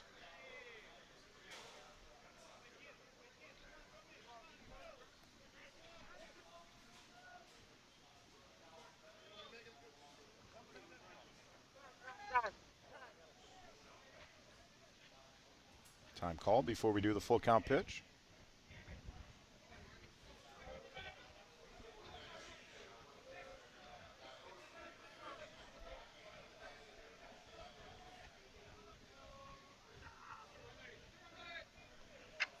Ray Maki turns on it and sends a single out to Makia in right field. Or pardon me, to Makia in right field. He goes down and gets that one. It had a ton of drop on it. Change up at 63. Number 89, Ben Inoka. This is right where you want to be if you're the Gremlins here in the 5th inning. Anoka, Ochoa, Evans with a chance to bring Remaki home.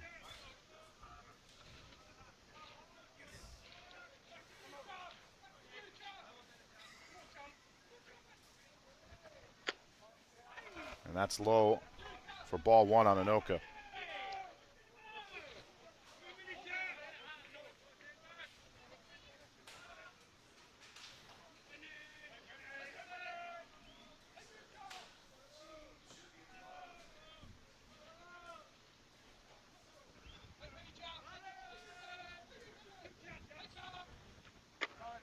Tries to bring the curveball back in over the corner, but doesn't get enough break.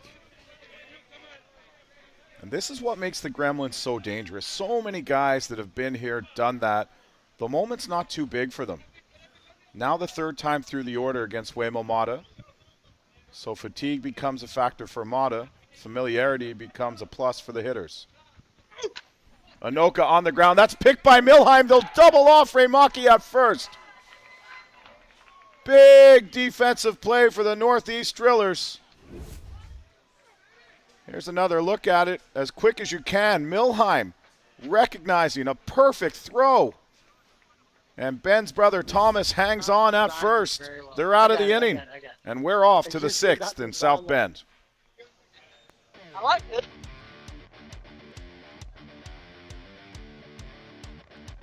Go get my camera.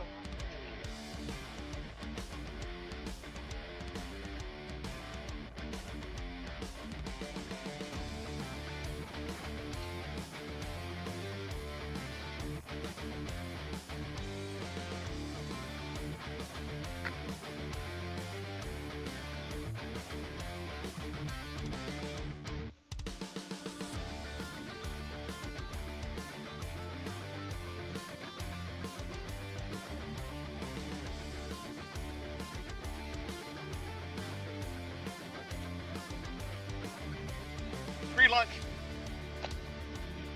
2-6 with Brad down at 4. I don't know what's going on down there. I'd take this job. Get my little suitcase with me.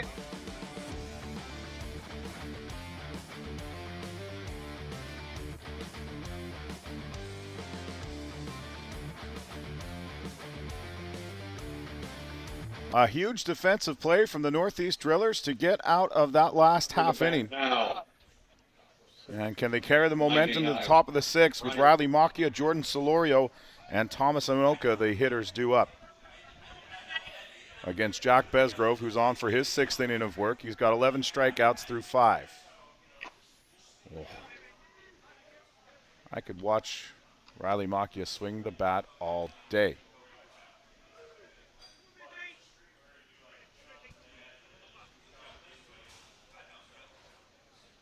Time is called. The wind kicking up a bit of dust on the infield.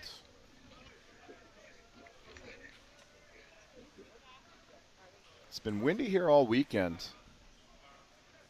Not really gusty, just kind of swirling around. And again, a big swing, and it's 0-2.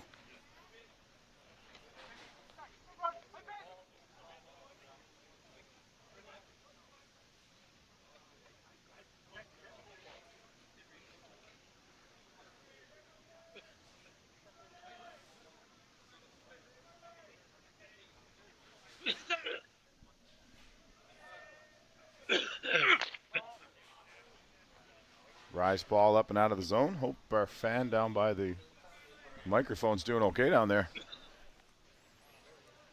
Dust is kicking up for them as well. Got to head down to the Bud Light Sud zone and wash down the trail.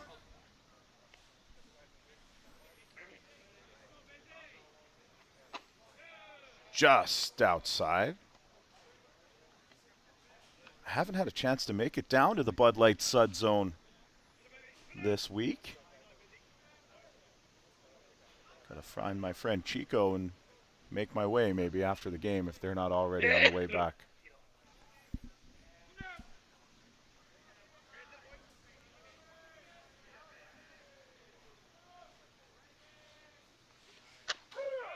Strike 3 called. Drop ball at the knees, and Macchia will walk back. For the second time in a row, Besgrove will get the better of him. Brings up number 21, Jordan Solario. So a dozen strikeouts for Besgrove. He had 15 the other night against the Express. Not very far away from that right now. He'll face Jordan Solorio, who he's already struck out twice. And that's fouled off of McGovern, but I think he's okay.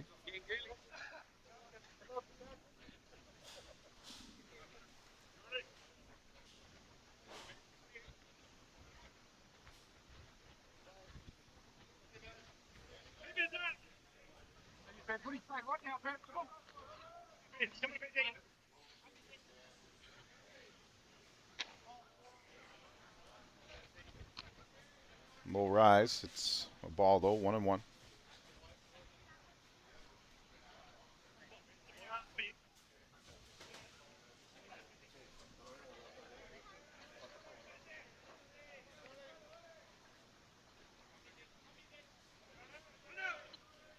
Jack Besgrove looking to keep the score where it is and give his team another shot. The Gremlins have 6 outs left to work with. The Drillers leading by 1.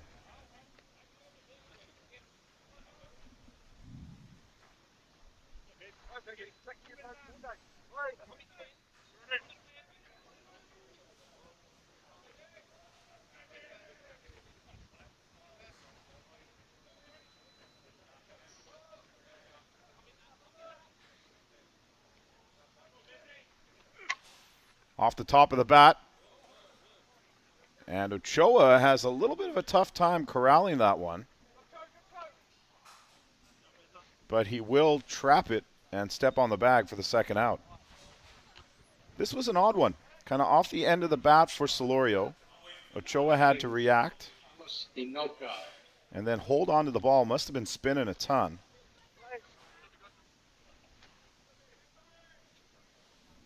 So with 2 down, Thomas Anoka to the plate. He has struck out twice in his first 2 appearances. Check swing, foul ball. Off on the right side.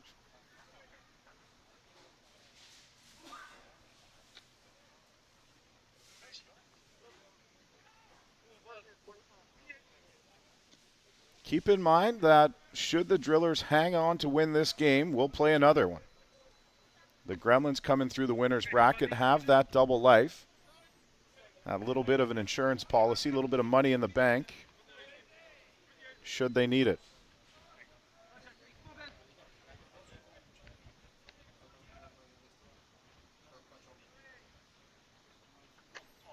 Drop ball, swing and a miss.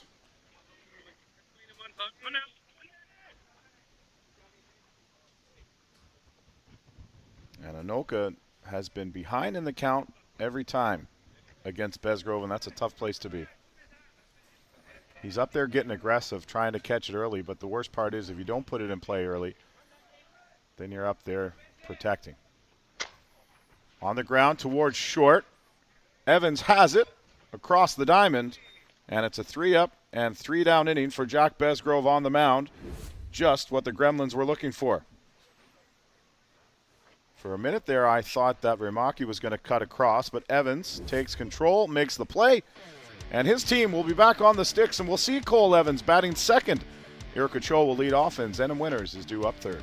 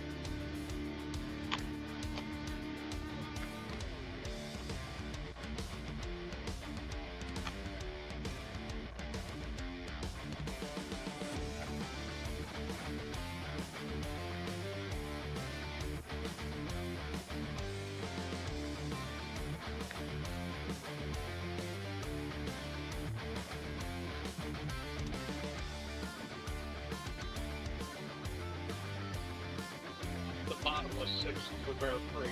Number 8, Eric Ochoa.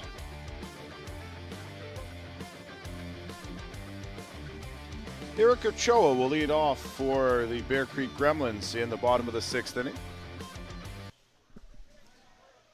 Update from the other diamond. The Bar Buzz will walk off the Midland Explorers to win the silver bracket in the bottom of the 8th.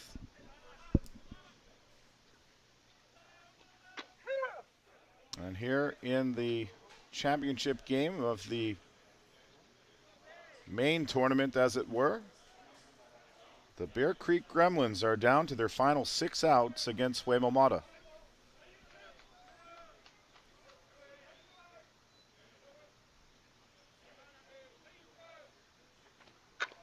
On the ground is short. Backing up on the play is Zach Shaw. And he'll record the out. Always a little nervous when you see a shortstop backing up and letting those hops play him.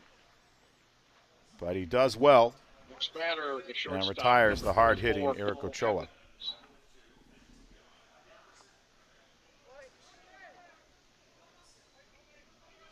Cole Evans.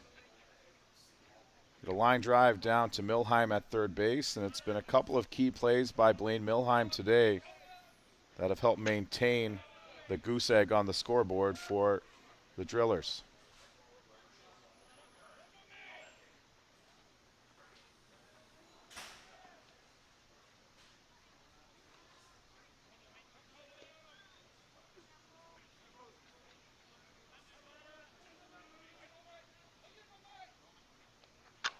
Evans with a good piece, and that's out of the reach of a diving Zach Shaw.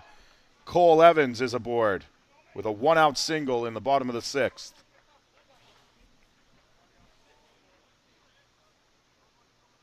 A curveball from Huemomata, and Evans read it well. It caught a lot of the plate, and he turns on it. Brings up number 53, Zenon Winter.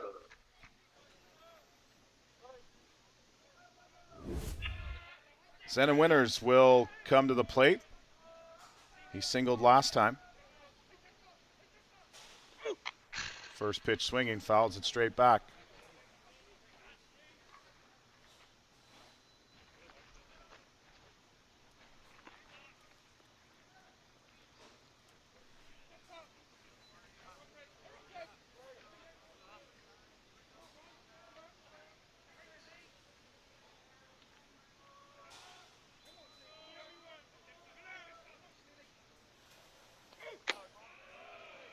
That's low for a ball.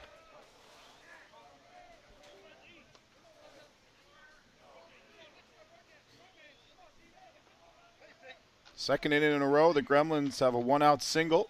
Last inning, it was erased on a double play. What does the sixth have in store? Nice job by Juan Zara to keep that ball in front of him and keep Evans over at first.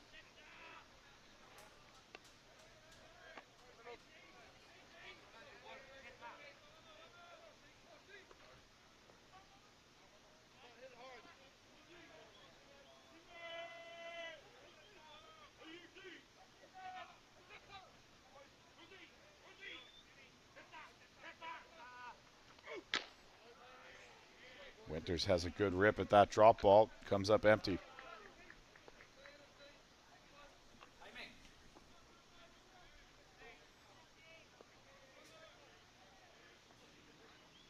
Two and two the count on Zen and Winters.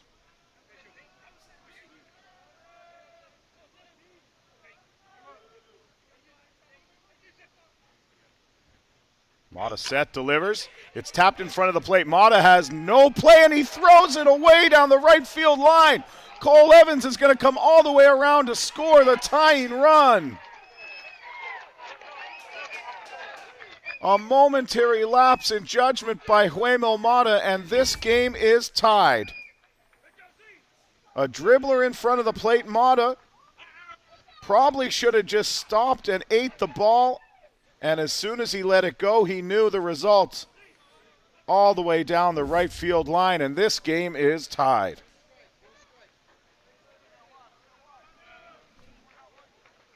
Wow. And that's going to bring Ron Hackett out to the mound in what is a critical moment for his team, and he wants to slow the momentum for the Bear Creek Gremlins, and Greg Leather's squad was just gifted a run.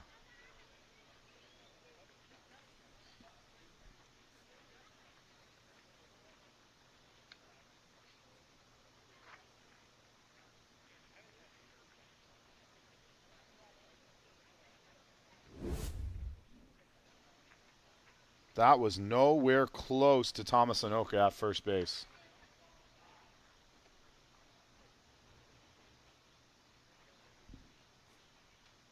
And Cole Evans will come all the way around from first on the play. So now they're deciding how they want to go after Abelardo Penuelas. Bubba Ewald says, that's enough, guys. Time to break this up. Let's get back to play.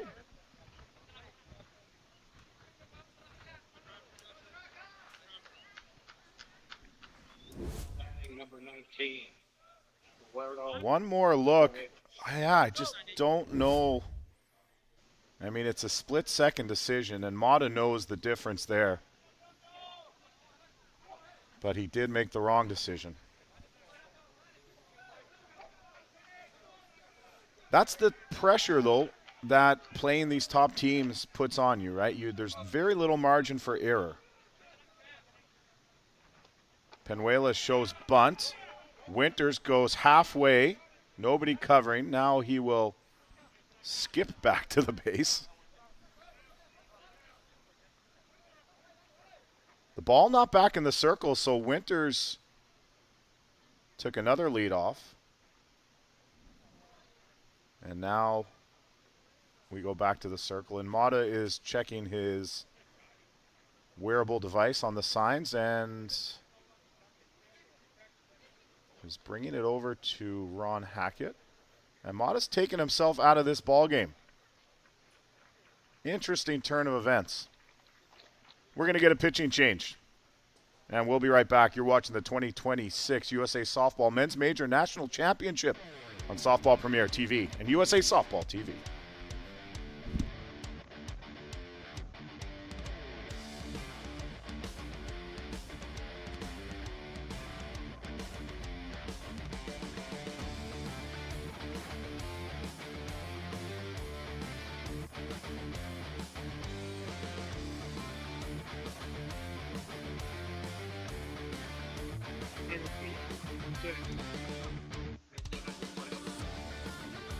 Bet.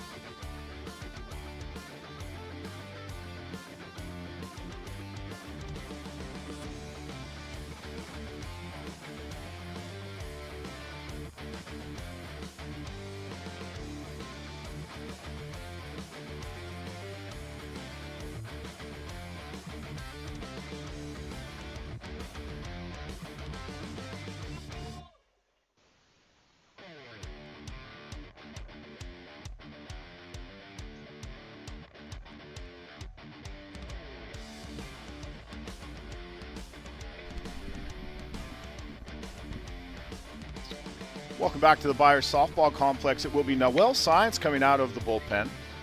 Thought maybe we would see Roman Godoy as the next man up, but the Gremlins very, very familiar with Roman Godoy. In fact, he was part of their franchise for a while. So it will be Noel Science. He hasn't had the best week, and he's coming into a tough situation. Huemo Mata lifted himself after one pitch to Abelardo Penuelas, and I wonder if he injured himself. I certainly hope not, because he had an excellent game. Penuelas shows bunt, and now it's ball 2, and again Winters goes halfway down to third with nobody covering.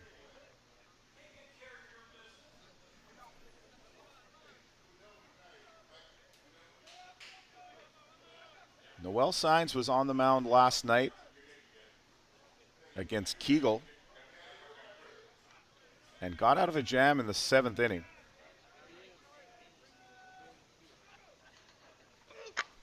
This is high into short center. Migliavacca has to come a long way and nearly collides with Zach Shaw, but makes the play. I'm just glad those guys didn't run into each other, because that would have been bad.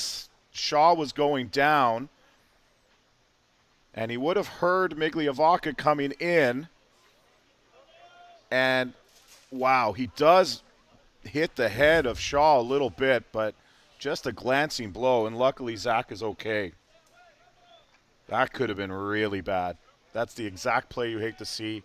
Infielders kind of going down to their knees, and they take like a knee in the head. Happened to George Springer and Bo Bichette a few years ago in the playoffs for the Toronto Blue Jays.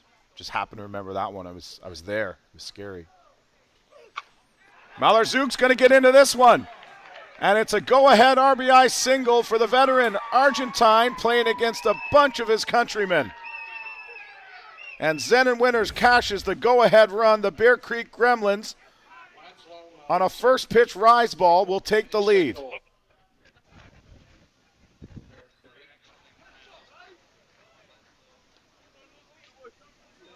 What a turn of events here in the bottom half of the 6th inning.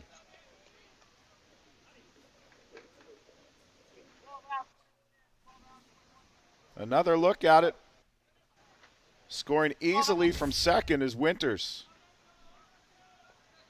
And we'll get a pinch hitter.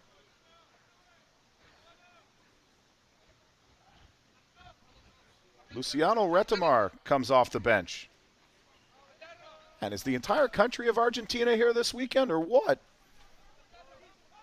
These guys are making a huge statement in this tournament.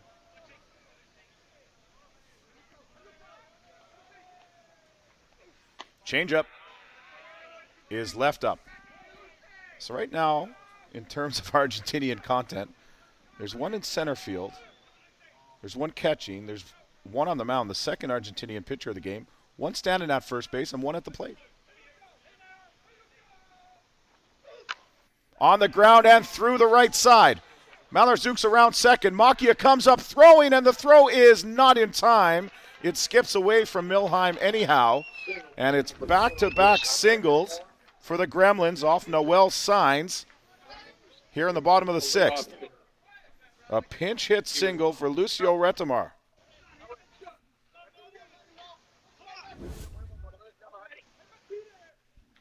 Let's take one more look.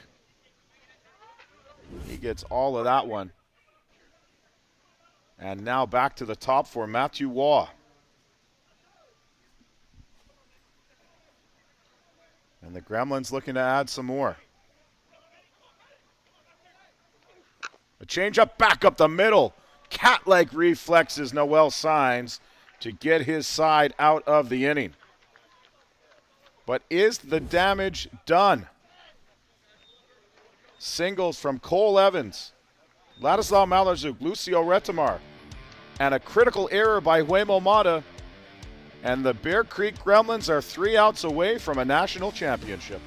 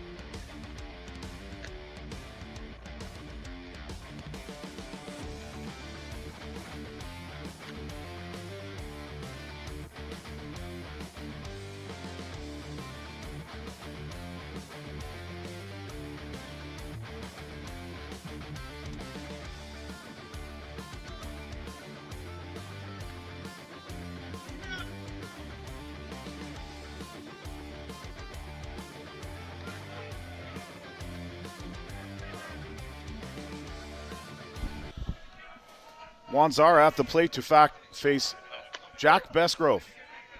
And he takes called strike one. The Drillers had led since the top of the first inning.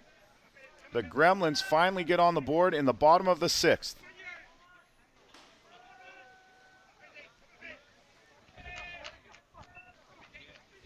And now need 3 outs from their ace, Jack Besgrove, to claim yet another.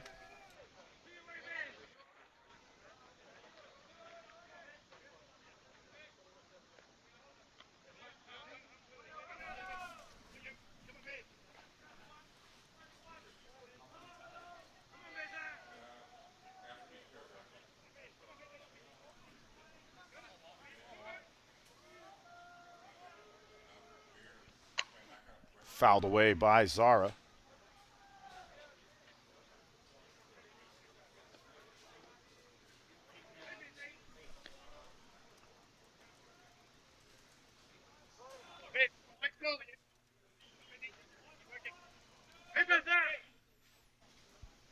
Zara's been the best hitter all week for the Drillers.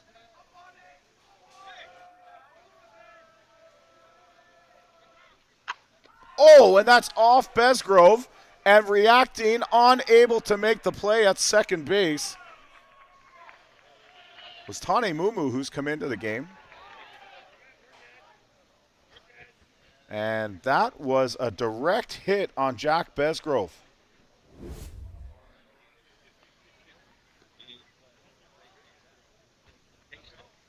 And they're going to check on Jack, but it looks like he's okay. Zara will give way to Genaro Correa one more time.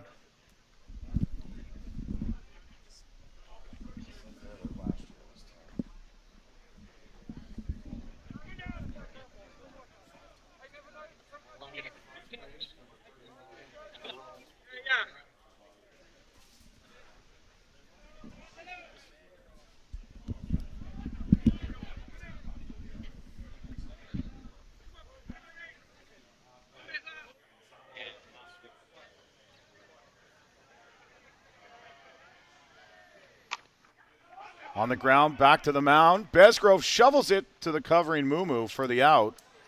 He had a little trouble getting that out of his glove.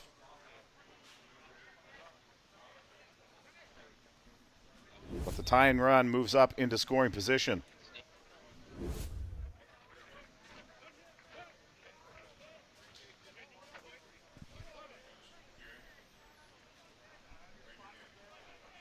So Zach Shaw will come to the plate. We pinch hit for him last time in David Diaz, but Diaz struck out, so Zach will get another look.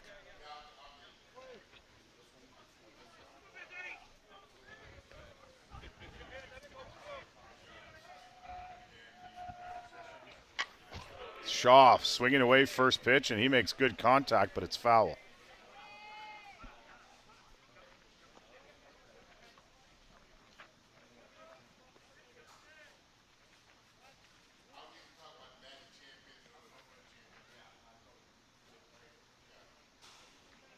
The Gremlins are the 5-time defending champions in this event.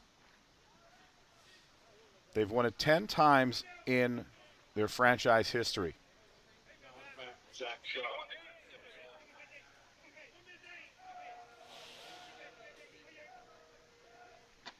6 of those times they defeated the Hill United Chiefs in the final, including last year.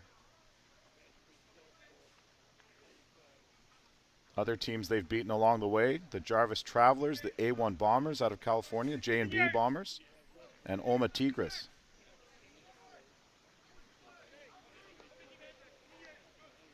Can they put the finishing touches on number 11? Not if Zach Shaw and Teo Migliavaca have anything to say about it. At least not just yet.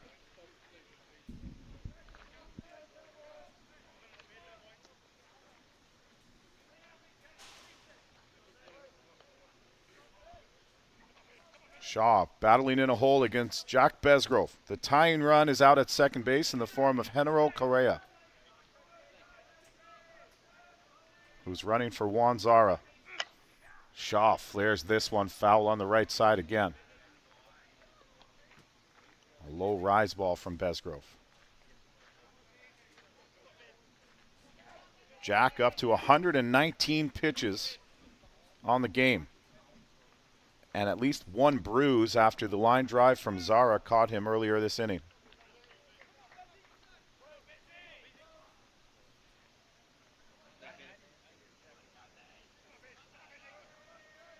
Can Zach Shaw play temporary hero? He will. Shot into right field. This is down. Here comes the throw and a play at the plate. The throw gets away from McGovern, and the tying run is aboard Zach Shaw, with an RBI single, and the Drillers answer back. Not looking to let the Gremlins have a party on their watch. And now the go-ahead run is up at second base for Teo Migliavaca. The throw from Penuelas was high, and McGovern couldn't bring it down. I'm not certain it would have mattered, but it would have been close. And Zach Shaw, who had struggled at the plate through 2 games today, comes up huge. First pitch swinging, Teo Migliavaca, strike 1. Still only 1 away here in the top of the 7th inning.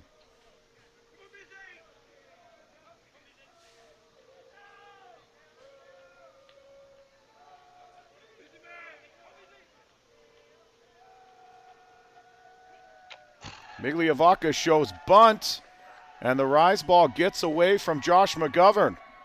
Shaw up to third base.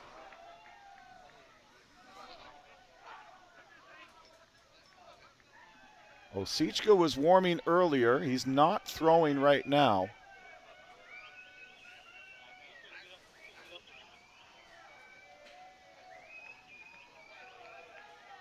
New life for the Drillers.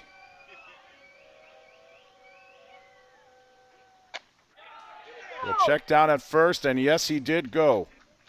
Or down at third, rather, excuse me.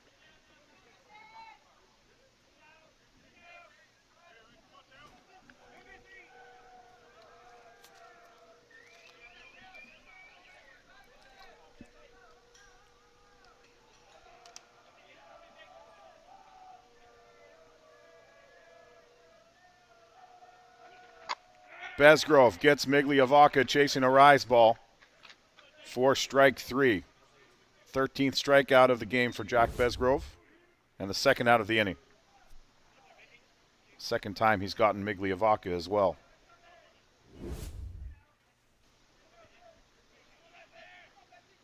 Kotaro Yasumi,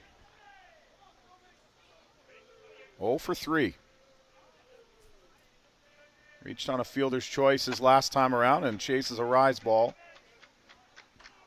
well up for strike 1. For the Gremlins in the bottom of the 7th, it will be the 2, 3, 4 hitters, Raymaki, Anoka, and Ochoa. So they'll be happy at least where they are in their lineup. Will they be tied or will they be down? Strike 2 on Yasumi puts them closer to tied.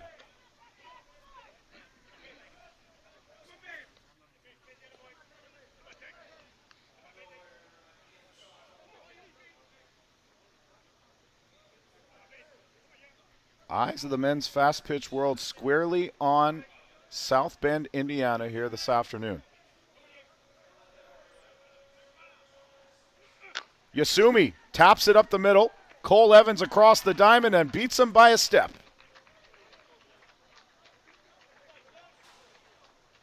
But the Northeast Drillers get a single from Juan Zara, a single from Zach Shaw. They tie the game. Cole Evans ensures it stays that way. And we're off to the bottom of the 7th in the national championship.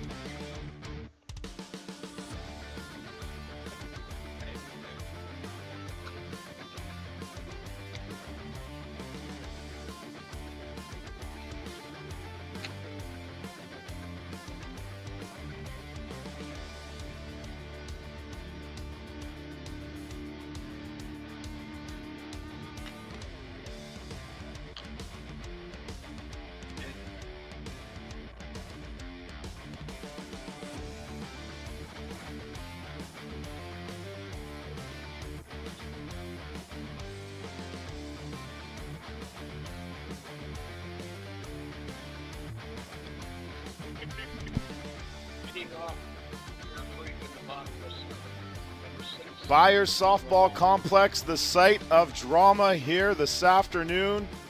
South Bend, Indiana, the 2026 USA Softball Men's Major National Championship. And not the first time that this guy has been in a situation to do some damage late in a game.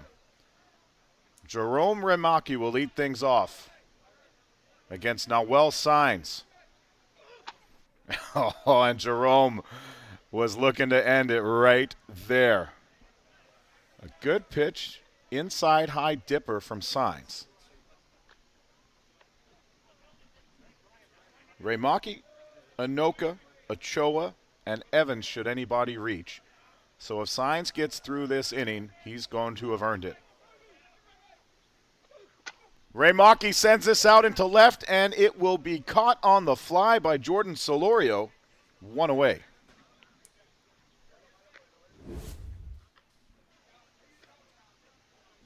A drop ball on the inside corner, inside outed by Remaki for the first out.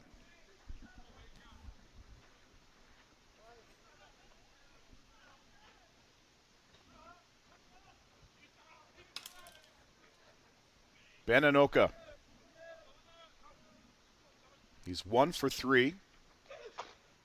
And takes a pitch right down Broadway for strike 1.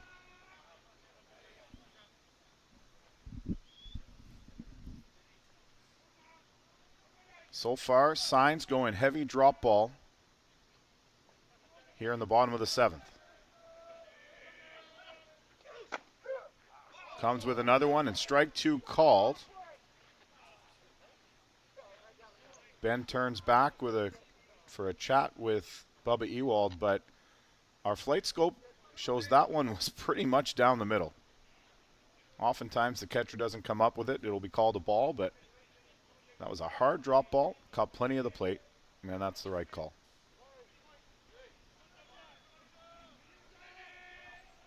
Noel Signs not showing any nervousness or hesitation, going right after these hitters.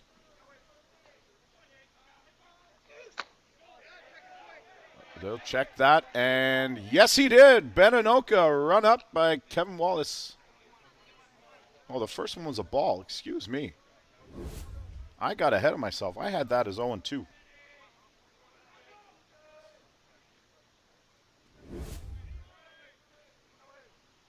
Well, all allowed to make a mistake here. Similar situation, although I don't think he broke the plane that time. They won't even check. 2-2. Oh, no.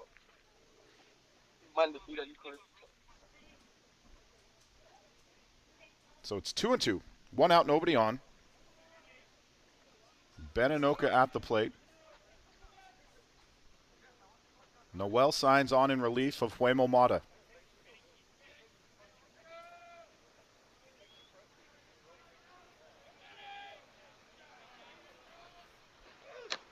Chopped and foul.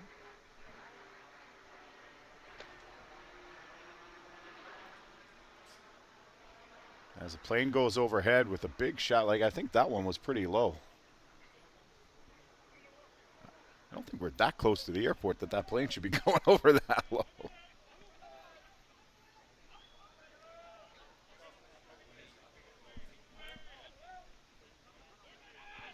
We do the 2-2 again. And Anoka leaves it upstairs. Eric Ochoa on deck and salivating at the opportunity. Will he have a runner on? Or will there be 2 outs?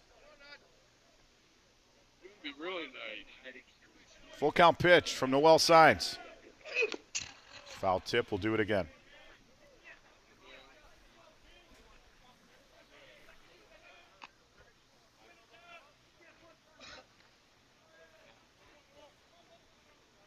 Just a touch from Anoka to stay alive.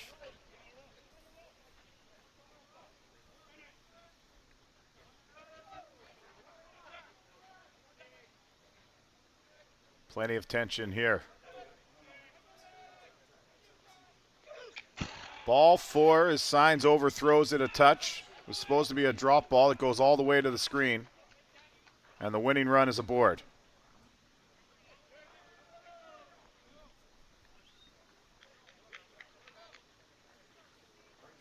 Number 8, Choa.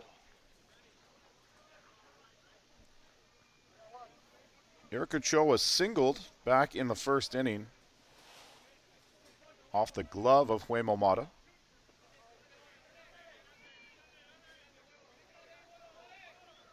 And that was the last for Eric in this game. Outside, ball 1.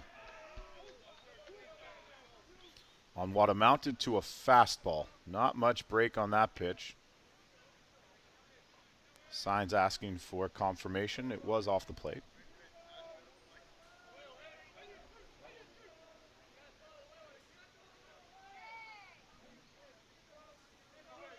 Signs takes the sign and comes set. In the dirt, and Zara, as he's done all weekend, excellent to keep the ball in front of him. He's been an unsung hero of this Northeast Drillers squad for sure. On both sides of the ball. Change up, and Ochoa gets under it. Milheim has some room, and it's off the roof of the dugout. A new life for Eric Ochoa.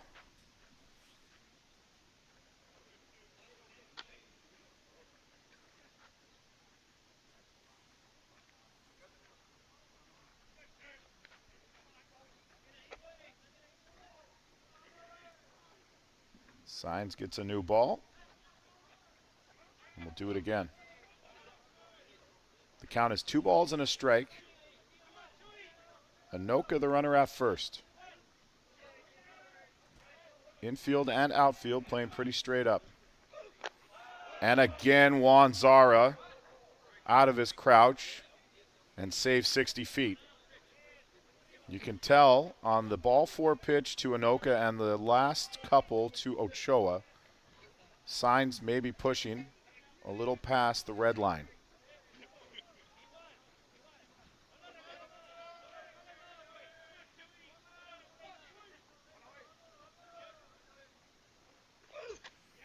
Upstairs, Ochoa comes up empty.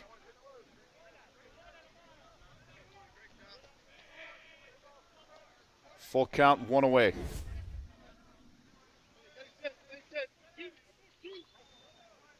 Oh. Change up, ball 4. The winning run moves up. Back-to-back walks. And Greg Leather is going to go to the bench for a runner for Eric Ochoa. And Greg's making the walk all the way over to the dugout, getting together with the Brain Trust, Varm Matosian over at first.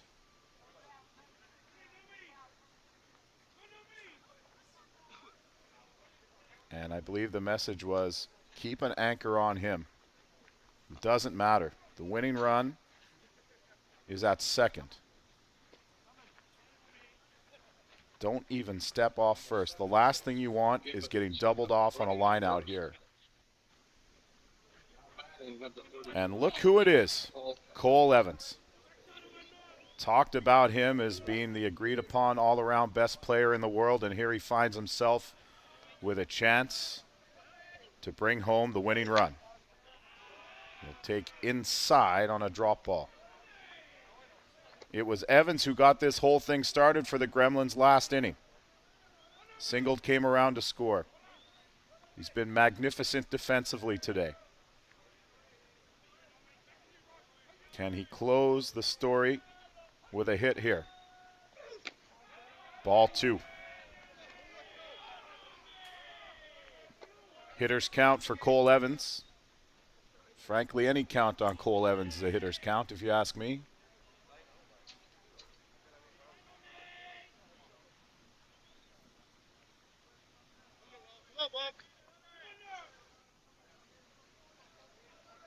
Big brain runner at second base in Ben Anoka. Nobody you'd rather have out there running the bags if you're the Gremlins. Evans lets that one go by for strike 1. Essentially what amounted to a fastball in the inside corner from Signs.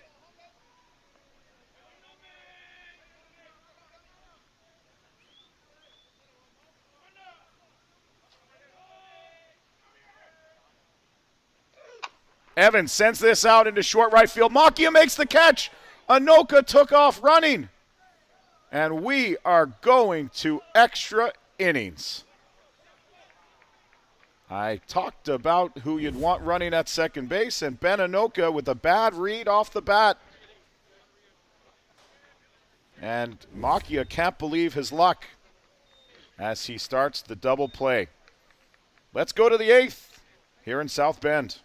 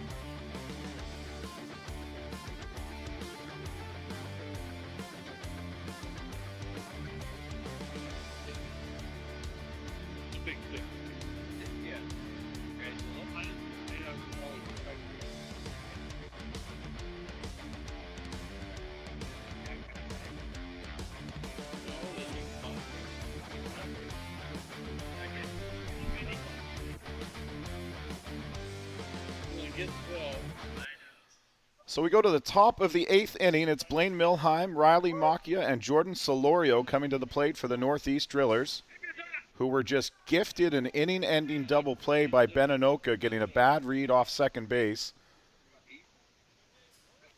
New life for the Drillers. They've had new life a few times this week. Are they destined for something good? Will they be the team to break the streak of the Gremlins? That's my second quick strike. First one I got shut out. The second one I went through like Besgrove back out there, approaching 130 pitches. And this is poked out into center field, a leadoff single from Blaine Milheim. And how long do you go with Besgrove is the question. That was a rise ball that caught way too much of the zone. Still at 81. A few ticks down from where he was earlier. And Riley Macchia will get his fourth look at Besgrove. He's walked and struck out twice.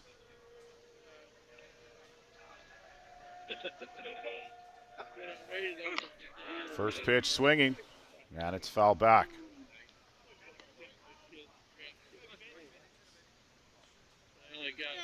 In case you're wondering, obviously no tie-breaking runner in this tournament.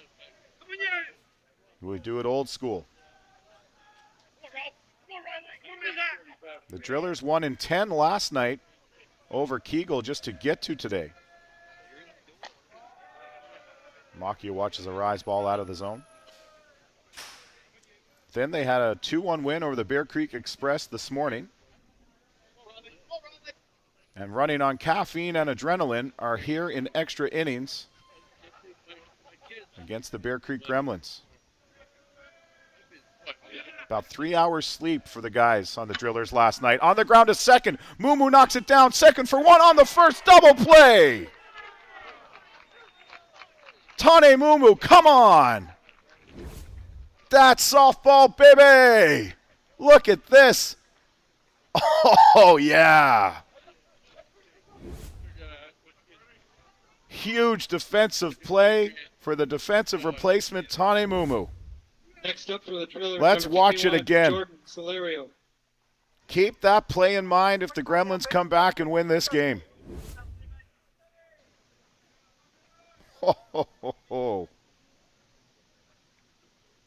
So Jordan Solorio now with the bases clear and 2 out.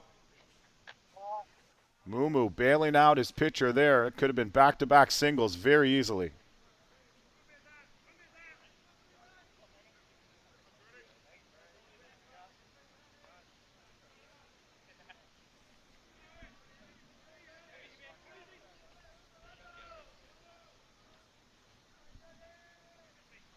Solorio is 0 for 3. A couple of strikeouts, and he grounded out to Eric Ochoa on a ball with more spin than a spin class on a Saturday morning.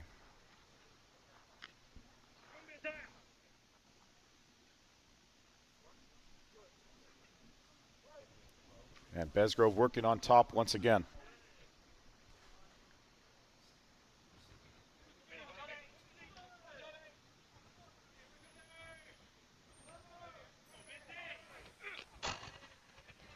Drop ball in the dirt. That gets away from Josh McGovern behind the plate. Baker's dozen, 13 strikeouts for Jack Besgrove through 7.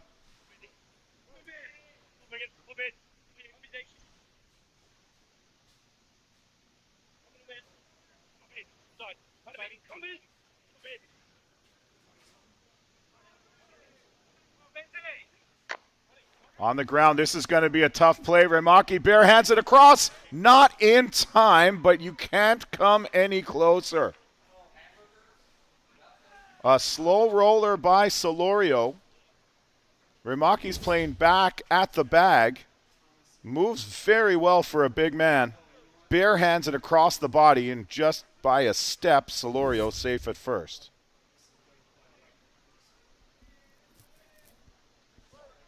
So here's Thomas Anoka. He's been confounded by Besgrove so far, but this is his 4th look.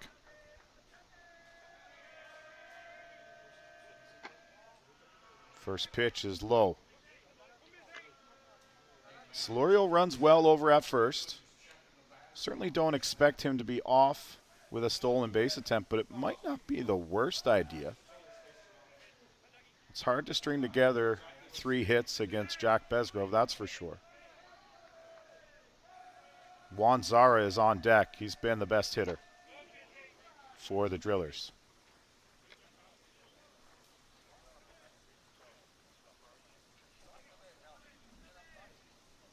Two hits this inning, though, off the big lefty for the Gremlins.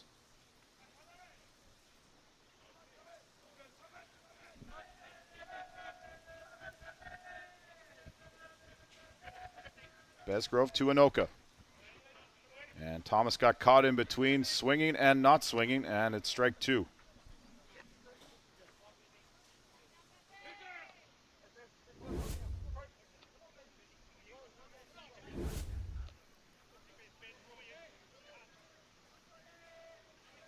Besgrove trying to get his team back in the dugout with a chance to walk it off.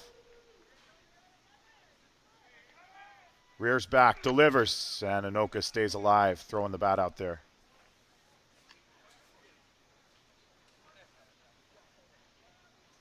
Everything you'd want in a championship final here this afternoon. Good pitching, great defense, timely hitting.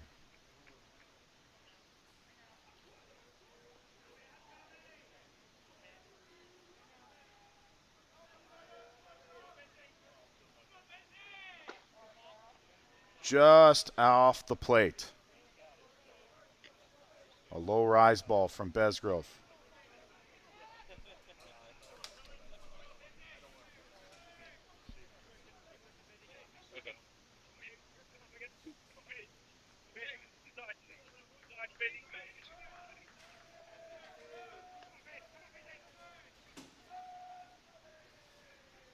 Comes set again.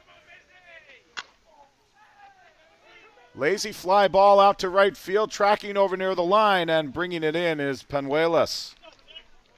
So Jack Besgrove will work around the 2 singles and keep the Drillers off the board.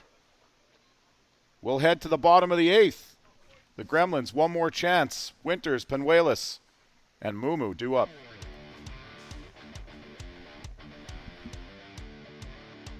While we're here in between innings, how about a round of applause to our grounds crew?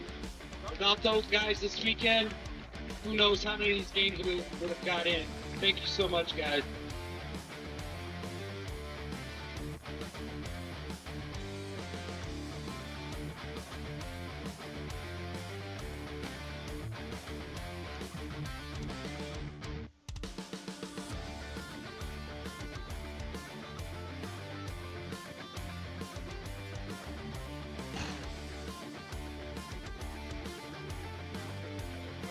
The action here. Also want to give a shout out to John Chesney and his staff involved in an excellent job.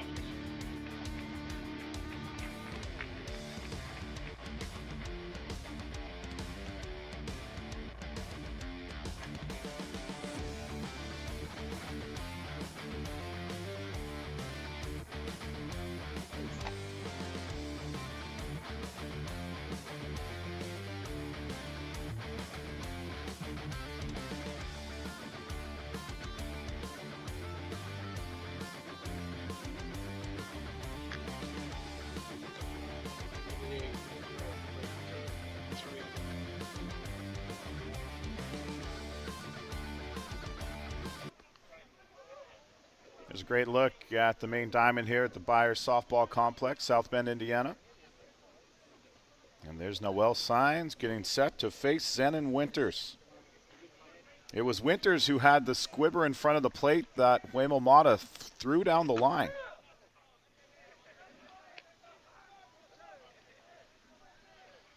And that's the reason we're here. Noel Signs out for his 3rd inning of work, at least part of 3rd inning, as he came on in the 6th.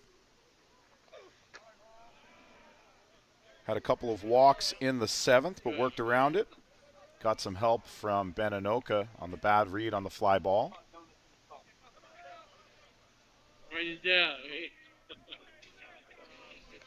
It's Winters, Penuelas, and Mallarzouk due up in the order. Mumu, actually, he had come on defensively, but I think we'll probably see a re-entry.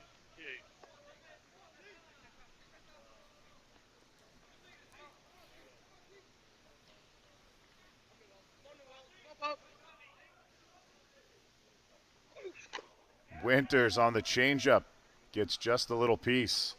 59 miles an hour. 58.7 actually.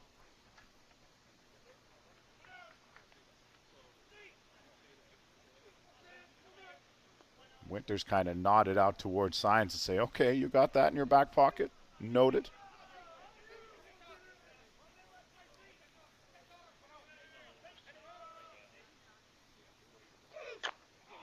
Fouled away again.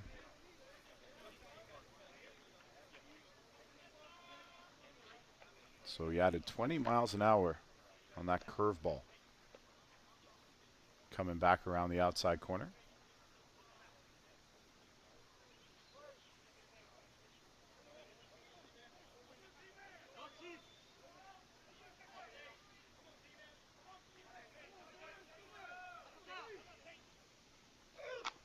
Winters fights it off on the inside part of the plate.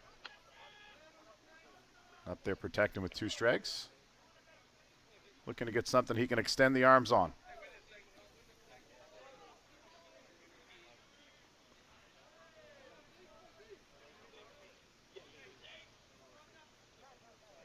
And Zen Winters will call time before Signs is able to get into his motion. Wonder if that's a little bit of the veteran playing games with the young pitcher.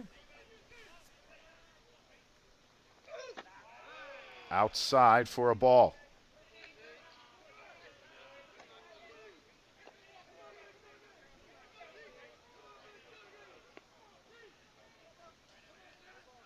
Full count on Zen Winters. Every pitch means so much at this point.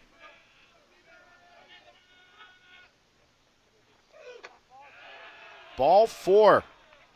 Low. And Winters is aboard.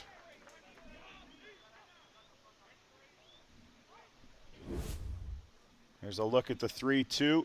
Just a little bit low.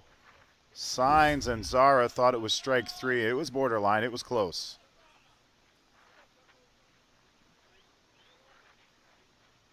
From that angle, looked to be a little bit low.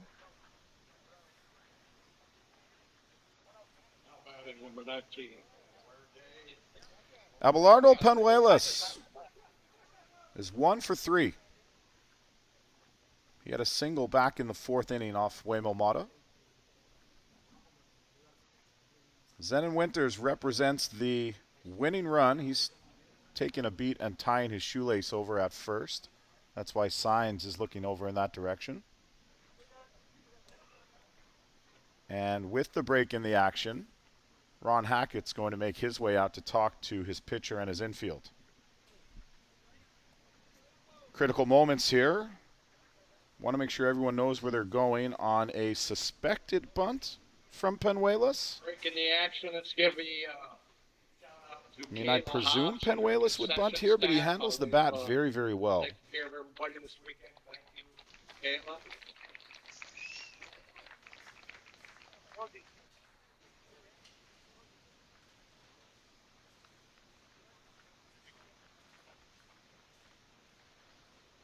Bubba Ewald has seen about enough, and he'll make his way out to the mound and break this gathering up. It's a good look at the complex from the first base side. That white tent, that's where the good stuff happens if you're over 21. I'm hoping they're still open when I get down there.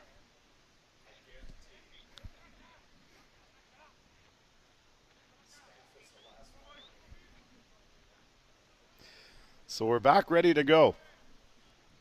Abelardo Penuelas with Zen Winters and a leadoff walk at first base. Conventional softball wisdom calls for the bunt. Milheim and Anoka in front of the bags. He shows bunt. He gets down a great one.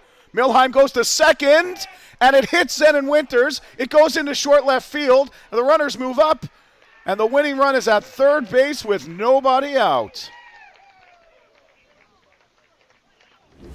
I don't hate the decision from Milheim, but the ball got there at the same time as the runner. And Shaw was unable to come up with it. I understand the play to cut down the lead runner, but it was the timing. Watch this. The ball gets there just as Winters does. knocks the glove off the hands of Shaw, and everybody moves up, and everybody is safe, and Zach Shaw is a little banged up. Remember, Zach Shaw also took a blow to the head from Teo Migliavaca earlier.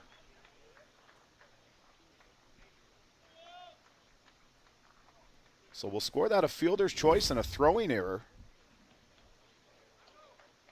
There you see a great angle. Milheim, if the throw is on, they might have him. It would have been really close. A heads-up play from Winters to recognize the ball got away and move up another 60 feet. And Ladislav Malarczuk has a chance to be the hero.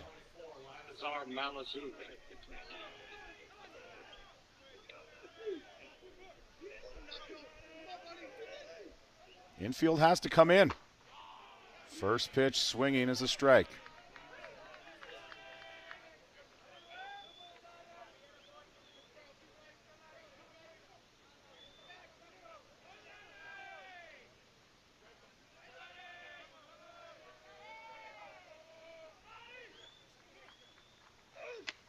Swing and a miss on the rise, ball strike two. Malarczuk just wants to put this in play. Anywhere except directly at an infielder is a real good spot for this. So he's going to call time and reset. Already with an RBI single in this game.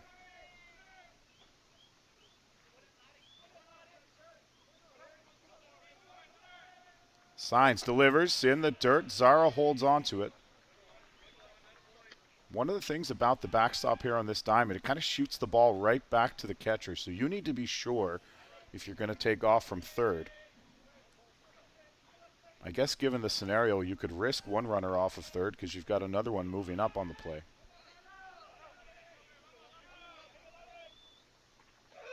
Malarczuk chases outside for strike three. A drop ball well down. And Signs gets the first out of the inning.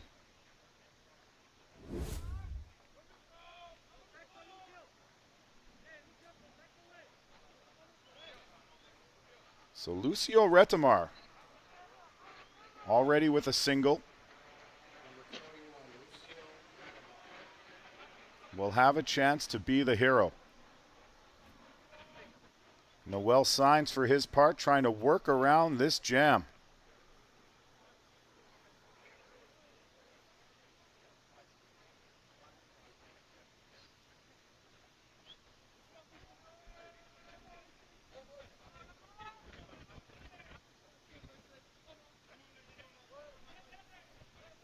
Retamar came up with a pinch hit single in the sixth inning. Infield is still in. First pitch is low for a ball. Top of the order and Matthew Waugh on deck.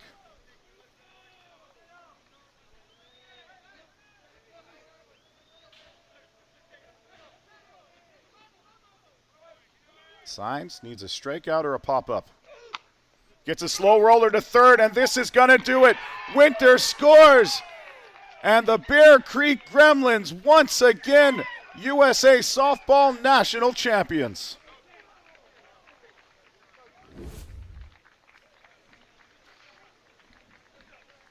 A high drop ball inside. Retamar inside outs it. Milheim has to come home with it, but Winters gets an excellent jump. He scores the winning run. And once again, the Bear Creek Gremlins, and they give hugs to winning pitcher Jack Besgrove, the 11-time USA Softball National Champs, 6 years in a row. Congratulations to the Northeast Drillers on an outstanding performance.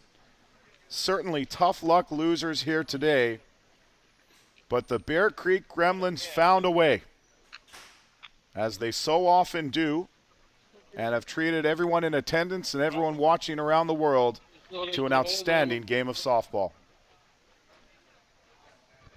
On behalf of everyone at Softball Premier TV, Luciano, Jaime, Tadeo here with us this week, I'm Chris Abbott. It's been an absolute pleasure. We'll see you down the road, folks. the Bear Creek Gremlins, 2026 men's major champions.